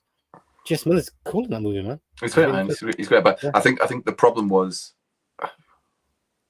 He was drunk, I think. He was drunk. Yeah, he was drunk. He was having a hard time. Yeah. Exactly. But I was completely happy with that. But I love those scenes in the cell, man. Love it. Michael Myers and the dialogues, especially. Seriously, slim pickings as soon as we're post 2000. Exactly, mate. Gets harder in the 2000s, like to be fair. Yeah, I would agree. Michael Myers says can't really see Battle Royale as more of a horror than The Running Man would be. I agree. What a great point. What a great point. Yeah, I agree. Let's have a look here.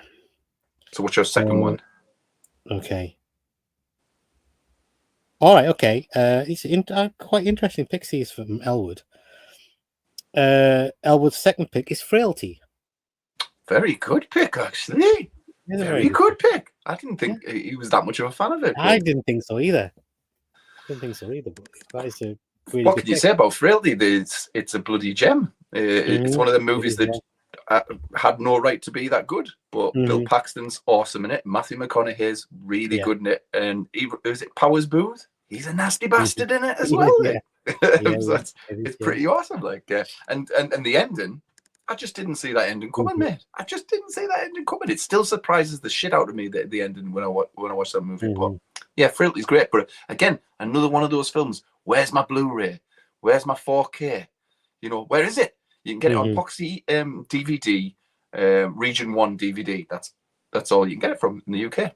It's fucking stupid. Yeah, no, I'm a big fan of that. Big fan of that movie. Yeah. Well, it's a horror film everybody should watch, and even if you just like thrillers and things, that would be one that would.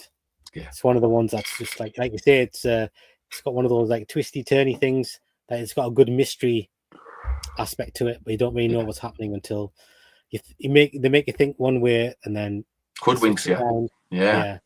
So yeah, I think if they made that movie now, they would make you think it's one way, but the other way, and then they trick it back. Oh, actually, it's there's nothing supernatural there. It's all absolutely fine. They would pussy out of that. It's all in his head.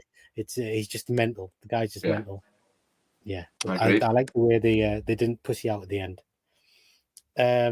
Michael Myers says actually find Jason Miller a bit creepier in those scenes. Would have preferred it just with him. Okay. But yeah, there were issues. Yeah. Fair enough. I think it would have been a bit confusing. No, actually, it was probably as confusing as it is now. It's great. The Exorcist, the first time I watched it, I have to say, I was confused because I found it jarring that there was all of a sudden a different actor. But when you get a little bit older, because I think what was it, 88 when it came out? 90. Oh, was it 90? Was it 90? Dead on 90? Oh, yeah, because it's part of the night. So, yeah, it was 90. I think I was a little bit too young, but when I watched it again, you know, it makes perfect sense. Yeah. Just gotta I think they made it work. They redid it and just made it work. Yeah. Yeah, it's amazing the stuff they added to the movie to change it, and they just like they added that other priest dude, and all his stuff in the movie is awesome. Like the scenes they have where he's just sitting there writing and stuff, and he looks out and like there's a dead bird there, and then you see the cross fall on the floor. Those scenes are awesome, man, dude. They're really, really good. Like proper, like in the spirit of the rest of the movie. Yeah, I'm happy they changed to put those bits in. Well, we're on second picks, are we? No, my second pick. Your second pick. Have you done your second pick yet? Yeah, it was, what was it? It was I've done Wreck and I said Joanne the Grudge. Mine's also Joanne the Grudge. Yeah. So mine first one was You on the Grudge, and the second one, I was having a bit of a hard time finding a movie, so I put Shaun of the Dead just because it's just enjoyable, dude. I just love it. It's quotable and it's a great pick. Funny, and it's almost incidental that it's a zombie movie, but it's just such a great movie. It's just a great movie, and it doesn't pussy out on the gore as well. Like no, it doesn't. But like, I would prefer to put in a movie that was more horror than comedy, and this one's heavy on the comedy. It's the horror's there and everything, but like I'd say the comedy bit's more enjoyable than the horror. Yeah, I agree. Yeah, 100%. Unlike American Werewolf, where like the horror bit is like you love the horror bit, but you appreciate a bit of comedy in the tone. Yeah, but absolutely. This one here, it's a comedy movie basically, and but it happens to be in the horror genre. But it's a fucking amazing movie. I just love it. I think didn't we go to the cinema to see that? I think we did. I think we did, yeah. In Edinburgh, In Edinburgh. Yeah, we did, yeah. Cool, man. Right. Are we on third picks? Third picks. Elwood's third pick is Dog Soldiers. He loves Dog Soldiers, doesn't he? He loves it. He does, yeah. He loves that fucking film. I watched it quite recently, actually. It's enjoyable, like it's enjoyable. Yeah. To be honest, I don't. It's a good movie, but it's not. To be honest, I get a bit impatient watching the movie, and I'm not a big fan of I like werewolves that are scary. Seriously, it really affects my enjoyability of a werewolf movie when the werewolves are like you can punch a werewolf in the face. Yeah, that's true. Because all my favorite werewolf stuff is like has a bit scary werewolves in them, and this one, the werewolves is just like clearly a man in a suit. It's a good movie. I do enjoy it. That reminds me as well. What did you think of Wolfman? I thought I still ain't seen it, dude. I've still not seen it. I've been meaning to. I've got a bunch of movies I need to watch, and I just haven't got around to watching them. Honestly, you can skip it. It's fucking dreadful. I will watch it. There's no reason why I wouldn't watch it. I've watched so many shit movies on the streaming just because it's there. I may as well watch that one. At least it's like one. I've got an intention to watch it, so I will watch it. Okay. So, what was your second pick? Third pick? Third pick for me, right now. It might sound like cheating, but it's not, right? My third pick is actually 3 movies, but it's the holy trinity of French New Wave. So they're all the same, essentially. Okay. Oh, wow. So it's Hot Tension, Inside, and Martyrs. You can't do that, dude. No, you can't have that. No, you can't do that. You need to pick a movie look, they're 3 distinct movies, dude. There's no connection apart from them all being extreme and being French or whatever. New Wave. You can't do that. You cannot do that, dude. All right, then I'll just go with Hot Tension. Switchblade romance. So hard? Was that so difficult? I can't believe you tried to do that. Wangling 3 fucking movies like that. Well, for me, those 3. Well, listen, okay. Let's just talk about Hot Tension. I mean, for me, very impactful movie. I downloaded. It's the best of the bunch, dude. It's the best of the bunch. I've not seen Inside, I've got to say, but I've seen Martyrs. Hot Tensions.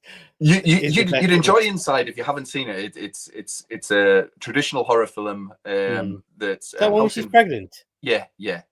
I don't like watching movies where women are pregnant.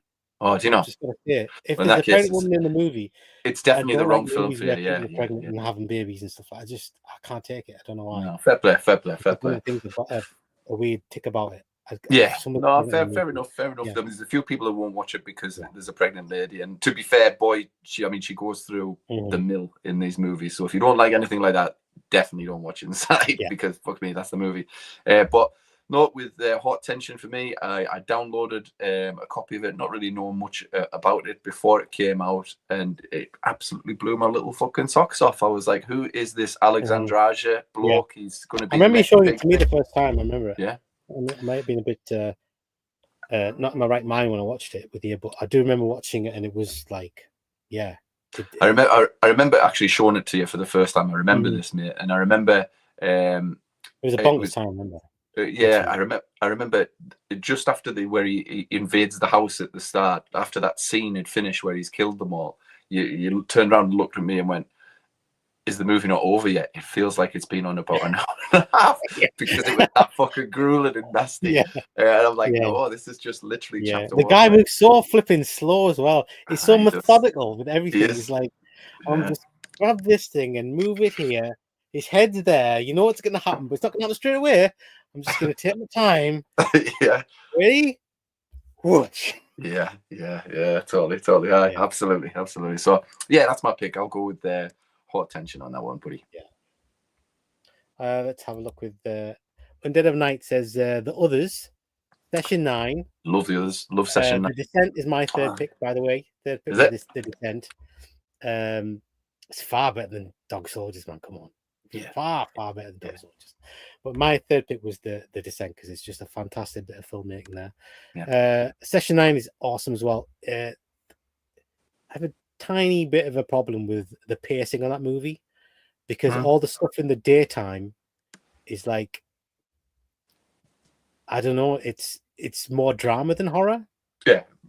The horror stuff, proper horror, full on and awesome and atmospheric and stuff.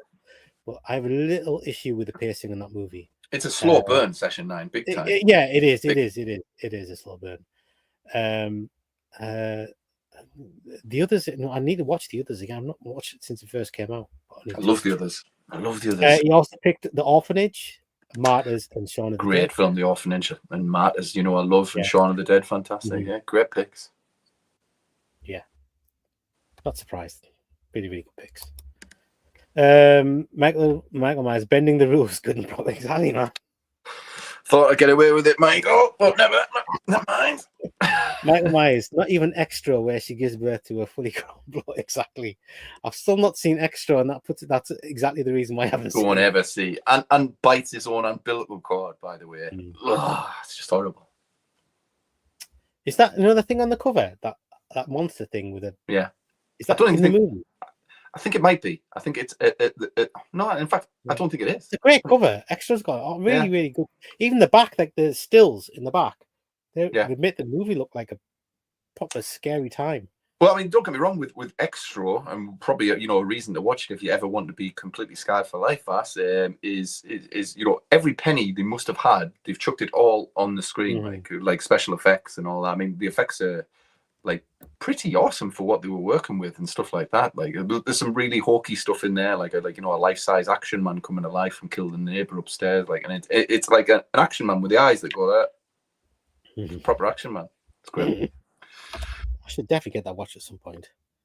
Right. So are we finished with the 2000s? What was your third? Oh, your third was also The Descent, wasn't it? Yeah. Descent. Yeah. Brilliant. I would have Drag Me to Hell, Frailty, Dog Soldiers. You had Wreck, Hot Tension. Yeah. What was the other one? Wreck, Hot Tension, and Join the Grudge. And Join the Grudge, yeah. And I had Join the Grudge and The Descent and Shaun of the Dead. Yeah. I'm pretty happy with those picks. Yeah, man. Right, we're going to go on to the 2010s. And you know what? I'm happy with 2 of the 3. No, I'm happy with all of them. Of course, I'm happy with all of them. Let's go with our first choice first. I struggled with this particular decade. But right, okay, what's ours first? Right, I was actually going to read that. Michael Myers' Extra is bizarre, but it's quite fun and imaginative. Has a great 80s synthy score. It does. Okay, for the 2010s, let's have a look. It's the first time I'm seeing these. Oh my god, I can't believe you picked that movie. Right, his first pick was It Follows, which is a really good pick. It Follows. There's not that many great movies in the 2010s, and that's a really good one. It is a good film, yeah. Yeah. I'm quite looking forward to They Follow. So it's it's coming this year at some point. Oh, wow. It's coming this year. Yeah, They Follow. Yeah. So let's hope they kind of ramp it up Alien style, like because it's a cracking premise. Yeah, good pick that one, Elwood. What's your first pick? My first one is going to be Train to Busan. Hey, that's my first pick as well. Is that your first pick as well? Maybe. Yeah, it's fucking awesome, and it's one of those films where that I can just watch over and over again and still have a really good time with it. I still fucking cry every single time at the end. Exactly, gets me.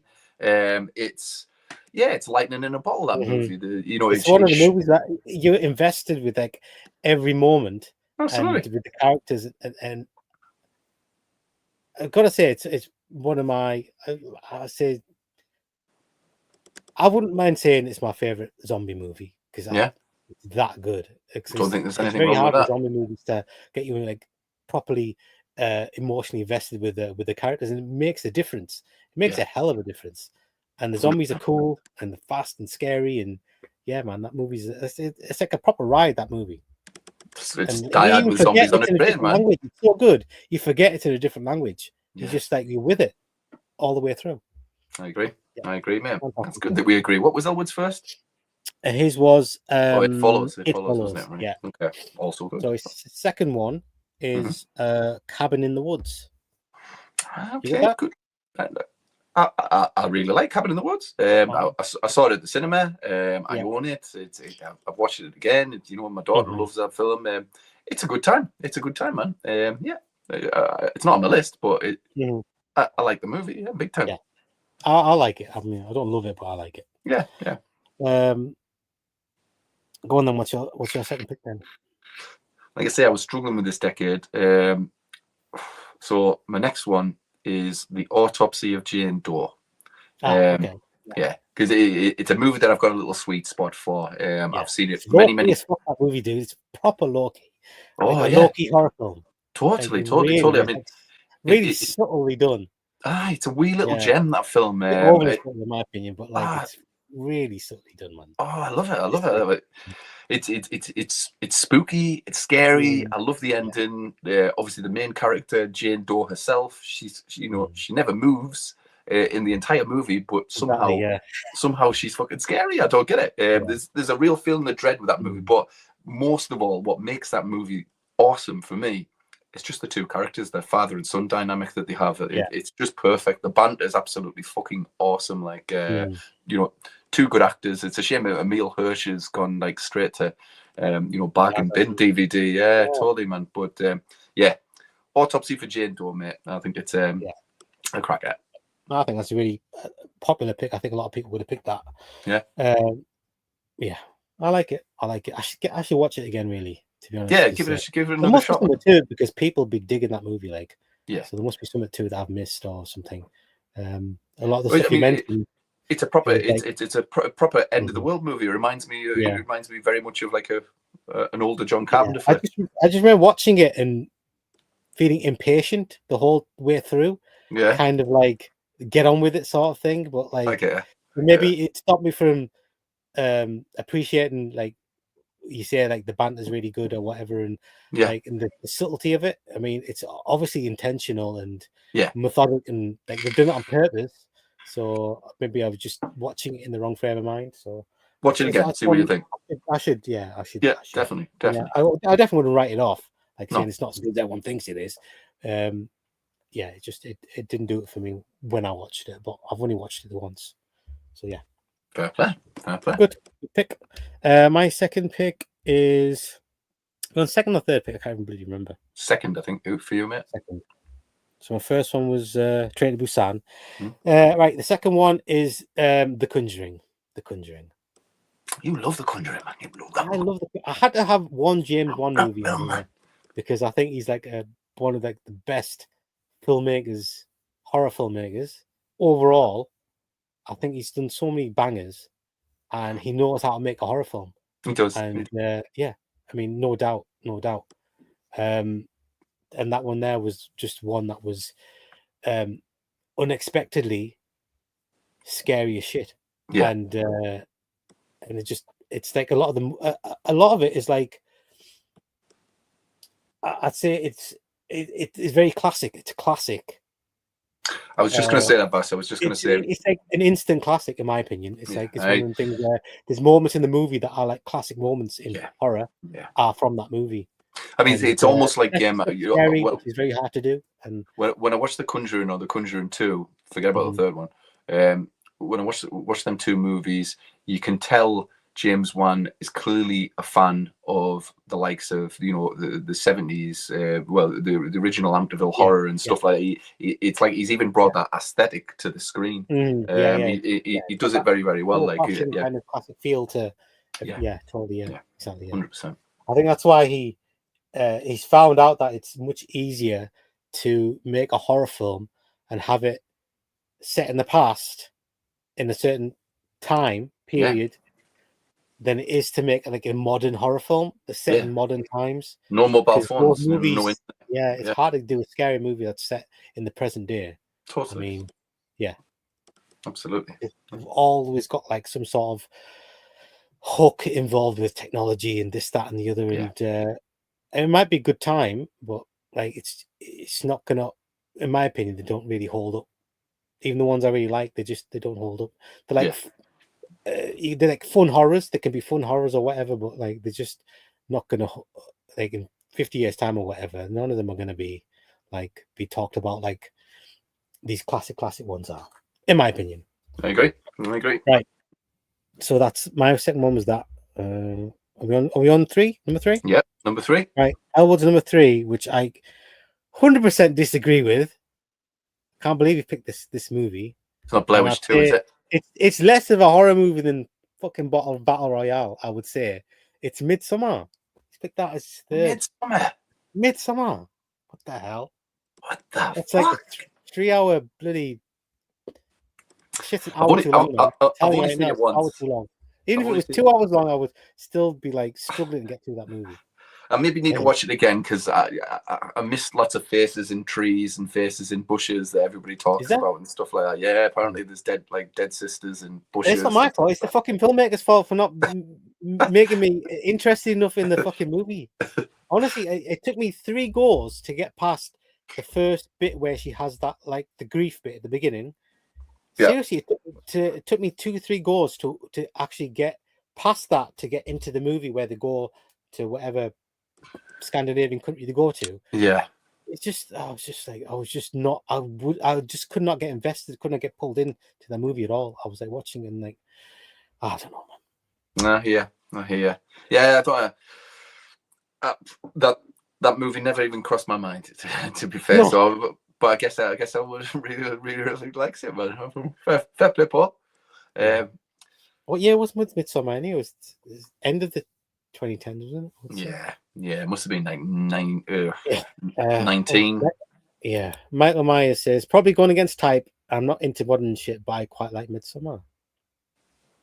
That's fair play. Maybe you must be a fan of. Well, there's a lot of people Wicker really Man like Midsommar, you know. Again, stuff like Wicker Man and stuff, it just does nothing for me. Well, like folk horror, kind of folky horror. Yeah, there's a couple of good ones, but like don't really do that much. I'm the same. Like, I'm not a big fan of folk horror. Like, there's some good ones, but it's kind of something that puts me off. If that makes any sense. If I'm watching a movie on streaming and they describe it as folk horror, I go, oh, do you know what? No, I'm out. Right, I'll do my. Oh, sorry. Just read Undead of Night. You pick The Conjuring, Train to Busan, Hereditary, Autopsy of Jane Doe, It, Gerald's Game, and The Innkeepers. Good movie. Lost a bit at the end there, dude. The Innkeepers that movie is so slow, man. Dude. It's like it's the movie that's like kind of when it's gonna happen. The whole movie is it's about to happen. It's about to happen. It's about the whole movie's that.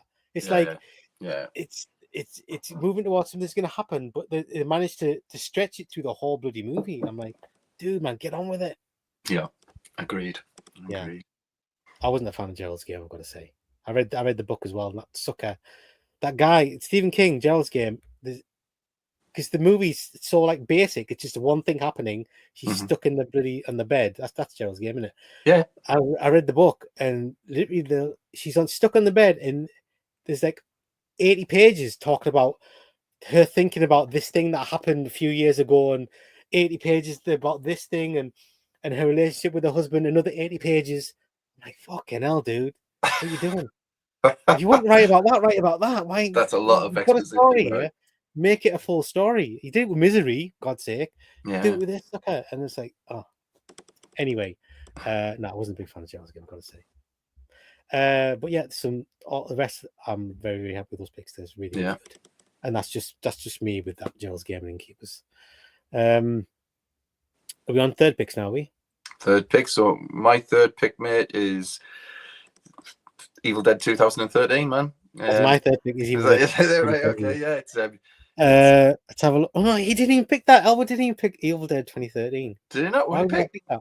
I don't know. That was honestly, that was the first thing that came to my mind when I thought of 2010s. Was it? Seriously, that was the first thing that came to my mind. Evil Dead 2013. It's certainly, movie. I think, the most successful horror remake that we've had. Yeah. You know, we've talked about this before. Apart from like The Thing and stuff like that, like. Oh yeah. Like modern day horror remake, I would say. I kind of prefer it as a ride. Yeah. To the original. Although I love the original, of course, it's awesome. But this is a bit more visceral, and a bit more full on, and a bit more in your face. And I've just watched this movie loads, and it never gets old for me. Like it rocks. Like there's a couple of things that I would maybe change, but minor gripes. I think it's great. I think it's at this moment in time, I think that movie's just perfection.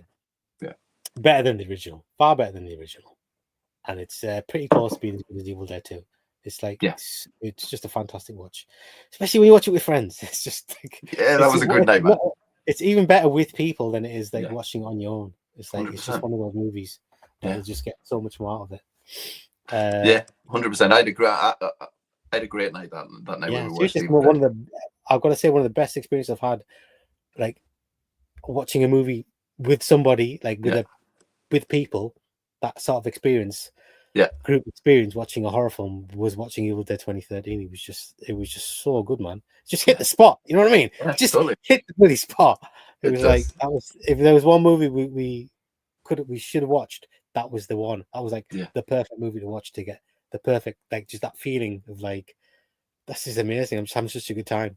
Yeah, and we were in a cabin in the middle of a forest as well. Yeah, exactly. Yeah, awesome. That's perfection, man. Perfection. Yeah, definitely Evil Dead 2013. Okay. Undead of Night says, ha ha ha, you must have hated Dolores Claiborne. I actually love Dolores Claiborne. I think it's almost as good as Misery. It's such a great movie. I only watched that recently for the first time ever. So well made. It's really good. And she's really good in it. Everyone's really good in it. Yeah. And the husband is he's diabolical. He's a bastard. Yes. Oh man, no, that's a great movie, man. That's how you make a fucking movie, man. Seriously. Totally. It's like, I didn't even mind that it was so long. Like, I mean, there's no reason for it to be that long, but I didn't mind. It's such a great movie. I need to watch that movie again, man. I've been watching it and thinking, fuck me, that's a good movie. I think it's on Prime, mate. I think it's on Prime. Yeah, it's on Prime. That's where I watched it. Anyway. Claiborne is I wouldn't even say it's like a horror movie. It's not really like in that direction. Like, horrific stuff happens in it, but like, I wouldn't really call it, but it's a fantastic film. Yeah. 100%. Michael Myers, Misery is a better stuck in a bed. 100%. Definitely. Right, are we on the better stuck in a bed movie? That genre. That one. Yeah, the classic genre of being stuck in a bed.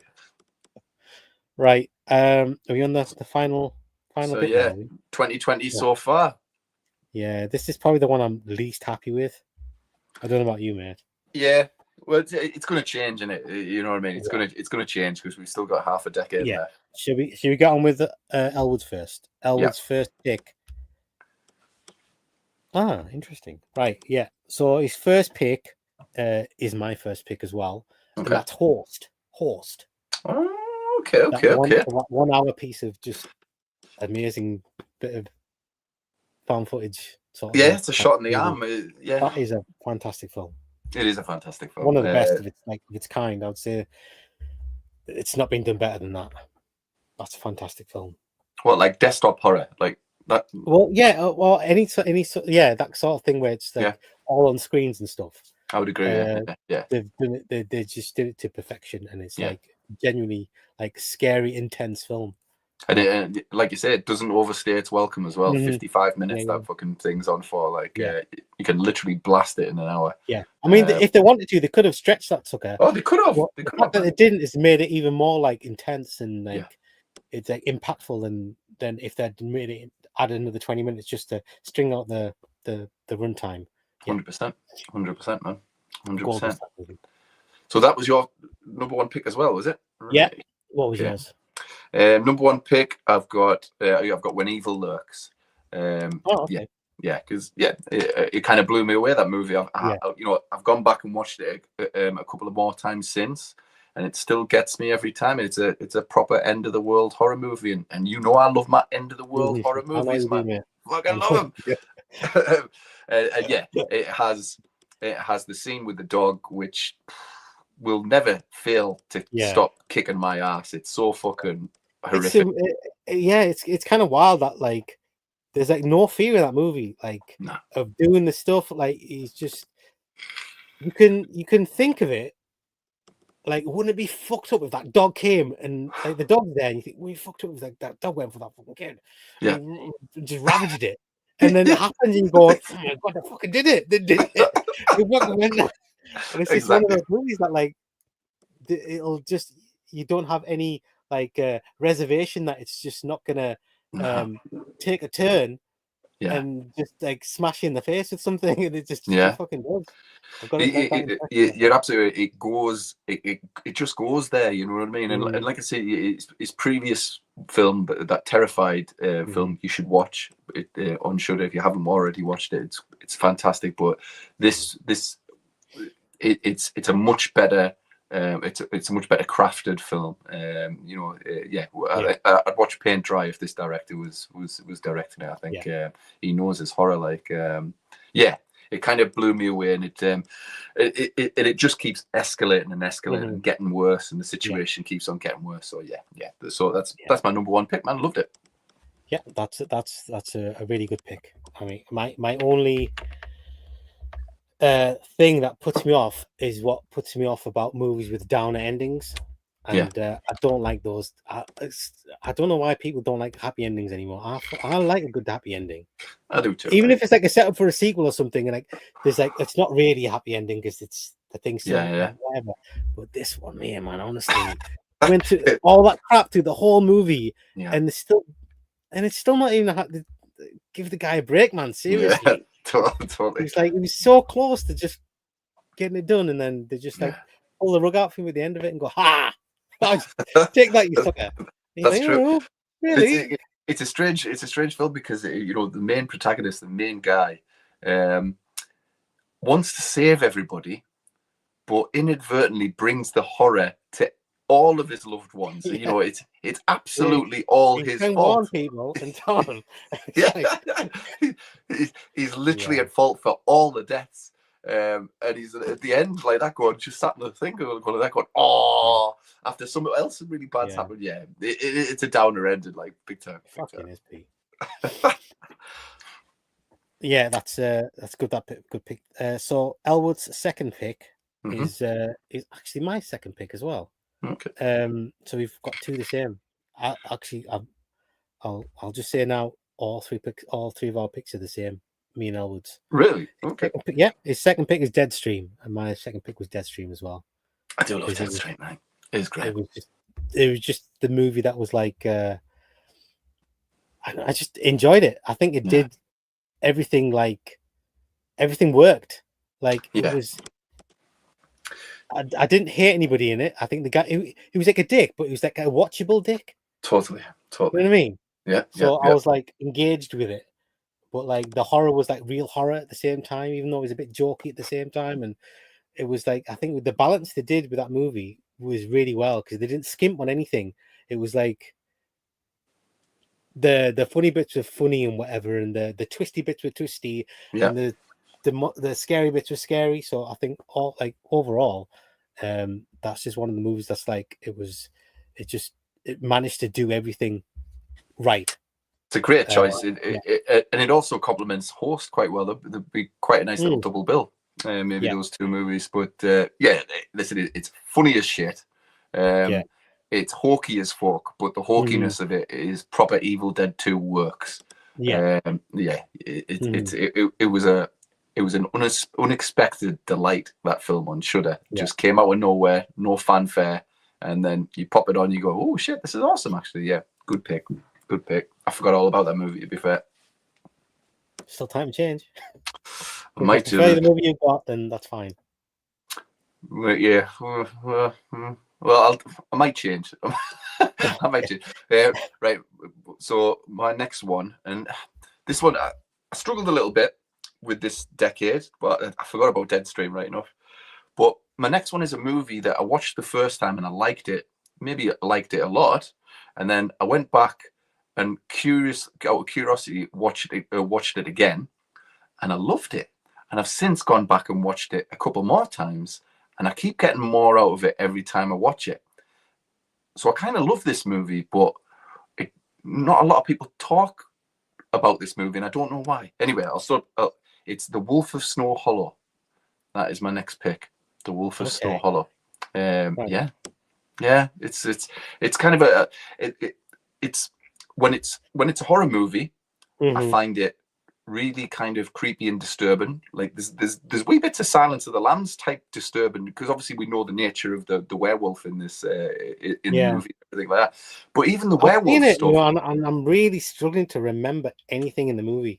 Go back and watch this film again, honestly, because I was kind of like that the first time. I'm sorry, but it's not a real wolf, is it? Not a werewolf, it's a guy in a suit, but it's so fucking effective. The suit is so fucking effective. It looks amazing, but it's gory, it's nasty, but you've also got this main character in it who's phenomenal. He's just phenomenal. You're not sure if you like him or not. He's a bit of an asshole, but it's this performance and some of the left field things that he's saying. He's struggling with alcohol addiction at the same time, and he's just kind of fallen into this situation he's completely out of his depth, but somehow he finds the way at the end. And that scene where he knocks on the guy's door at the end, and he's coming in, it's just for he has no idea that this is the guy that you're looking for, and it's just him in the room talking to him, and slowly but surely he's putting the pieces together, and he's just sussing out that this is the guy. It's great. Honestly, it's a fucking phenomenal film. I love it. I'll go back and watch it again. It's great. I know I'm probably defending that one too much, but it was it came out of nowhere, that one, for me. Apparently the guy, because I think the star of the movie directed it as well, and apparently he's done other stuff. I've never seen any of his other stuff, but it's it was a kind of came out of nowhere for me, that one. So that's my number 2, man. That's a very, very interesting pick, Pete. I've heard that one there. Michael Myers says ultimate stuck in a bed movie was one I think called Deathbed, about a bed that eats people. That sounds good, man. That sounds good. I think I watched a movie in how was it, at uni. I rented it, and it was called The Refrigerator. It was about a killer refrigerator. Okay. That was it was good. I just remember renting it. Oh, okay. Michael Myers says can't beat the happy ending. Dude, I love happy endings. Gotta have a happy ending, man. So I watch horror films because I enjoy them. I want to be entertained and make me feel good. Michael Myers, don't mind downer endings. Pretty much every Cronenberg movie ends on one. Yeah. That's true. Undead of Night, do you like the bit in Gerald's game where she dreamed about Dolores Claiborne during the eclipse? I missed that bit. I remember the bit in the book, but I don't really remember the bit in the. I thought the bit in the eclipse was the bit where the dad does the thing to her, isn't it? Can't remember. I'm sure that's when it happens, that the dad's messing with the daughter during the eclipse. Oh, is it? I'm a bit confused. So, I don't have much memory of the movie, I've got to say. And I confused the book with the movie as well, so I really don't know. Sorry, dude. All right, third picks. Albert's third pick is my third pick, as was his second pick, his first pick. Third pick is Smile 2. Yeah, okay. Because that was, it's just a great movie. I am going to change my third pick to Smile 2 as well, and I'm going to agree with you there. Do you remember what a good time we had talking about Smile 2? Because totally, we were so surprised that it was such a good movie. Yeah, it was like one of the movies where it's like they've made a really, really good movie, and it was like it's so much better than the first one. Yeah, and I like the first one, but the killed it, man. They smashed it with the second one. Really did. Yeah, it's kind of like it's on another level good, and it had no right to be that good. Yeah. And the ending was just a little trouble with it, a bit too long or whatever, and a bit too much like dancing and singing and stuff. But other than that, that was great. I didn't understand it, like the logic of it, but to be honest, it was so good that I can brush those bits away. Absolutely fine. Yeah, definitely. But yeah, that was I did enjoy. I watched it. That's the one movie one of the few movies I did watch a couple of times. Actually, watch it more than once. Did you? Yeah, I did. I watched it a couple of times, and I enjoyed the second time as well. Yeah, that's a corporate. Really good movie, yeah. No, you're right. And I just can't wait for the fucking Smile 3. I really can't wait for Smile 3. Yeah, they're going to do something like, I'm sure that's going to be even like bigger than. It's going to be massive. Which is it's awesome. One of the things that's like they've left it to say like wait till you see the next one sort of thing. Yeah, totally, man. Yeah, it's very promising. Do you know what the next one might be, mate? An end of the world horror movie. I think it might be an end of the world horror movie, man. And I fucking love them. But my third one was going to be Speak No Evil, the original, but okay. As good as that film, Smile 2, just it's a different type of horror movie, and it's much better, a better experience. You get extra points for like being entertaining and stuff, don't you? And, totally. I get you. Yeah, it definitely does the job. And Dead of Night says Oddity, very good. Barbarian, very good. X, hated X. Almost There, Deadstream, Stop Motion, Caveat, and The Innocents. What's The Innocents? Oh, The Innocents is good. It's about a couple of kids on a housing development. I can't remember which country, possibly Sweden, or stuff like that. And they start to develop kind of like X-Men powers. And there's this one particular kid who's been abused by his mother that develops the stronger lot of powers, and he ends up going on a bit of a rampage. It's a good little understated film. I mean, it's not like in your face special effects, but these kids have X-Men powers. Like it's good film. Oh, what was it? I've never heard of it. I've not seen Stop Motion or Caveat. Like I have to say, no, I haven't either. I think it's Norwegian. He says. Is it Norwegian? Right. Okay. Yeah. But yeah, really good film. Kind of in the same vein as Let the Right One In. The same vibe. I think that Stop Motion, is that not on Shudder? Shudder. Yeah, it's on Shudder. I think it's actually stop motion, isn't it? Like actually is. Yeah. Well, I don't think the whole movie is in stop motion. I think the baddies are in stop motion. I think I might be wrong though. Yeah. Caveat sounds familiar. I don't know. When I think Caveat, I'm thinking of a image of a rabbit. I don't know why I'm thinking of a rabbit. Me too. Me too, man. Me too. Like a fucked up kind of rabbit. But yeah, that's it. I think we've done pretty well there, Pete. I'm pretty happy with that. Who needs Howard? God damn Howard. we read his picks out anyway, man. So yeah. Literally less than an hour before the stream, bloody says I can't make it. I'm drunk. oh well. It's because Manchester United were playing Newcastle today.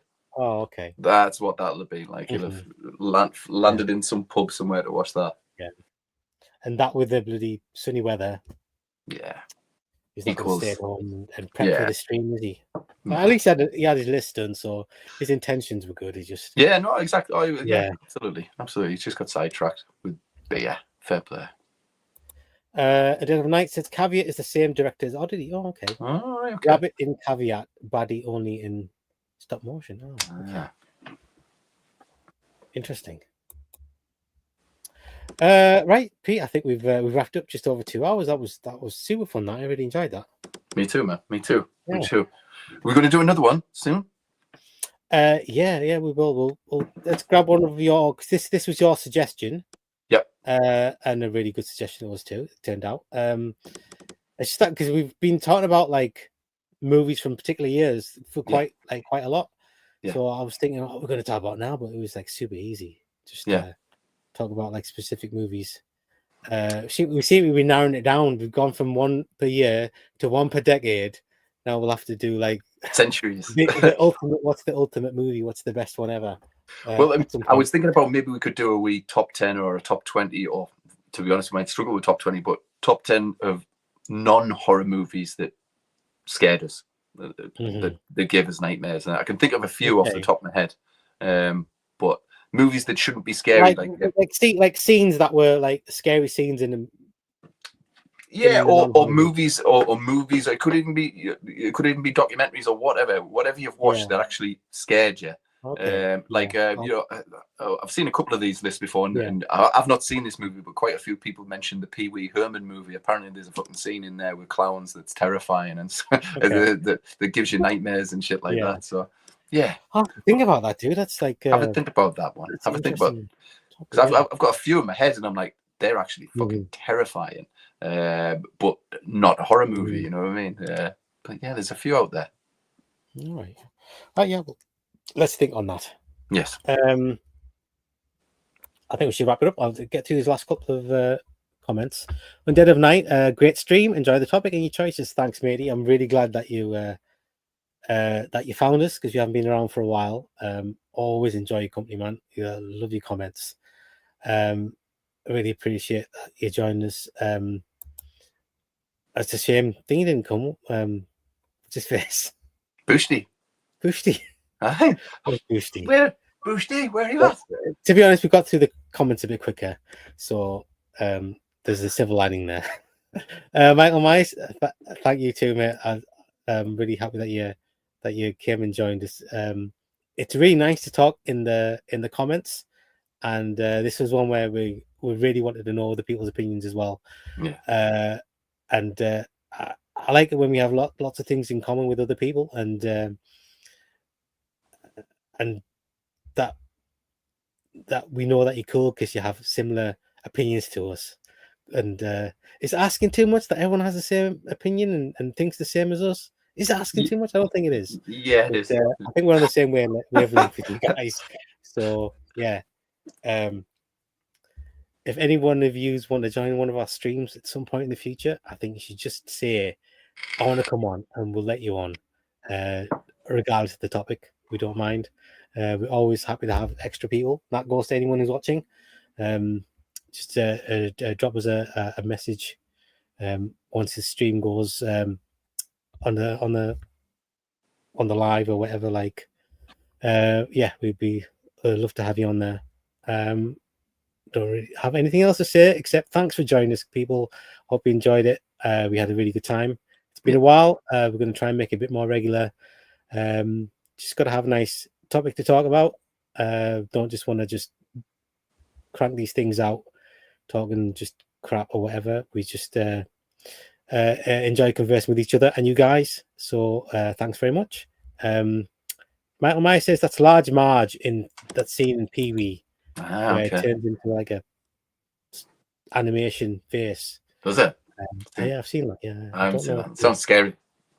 Yeah. Thanks, Michael Myers, dude. We appreciate it, and we appreciate everybody. All right, guys, have a great weekend. That's me and Pete signing off, and hopefully Elwood might be here the next time we come. Definitely. Yeah, let's hope so. Thanks, and we'll see you again. See you later. Bye-bye. Have a good one. Awesome. Take it easy, peeps.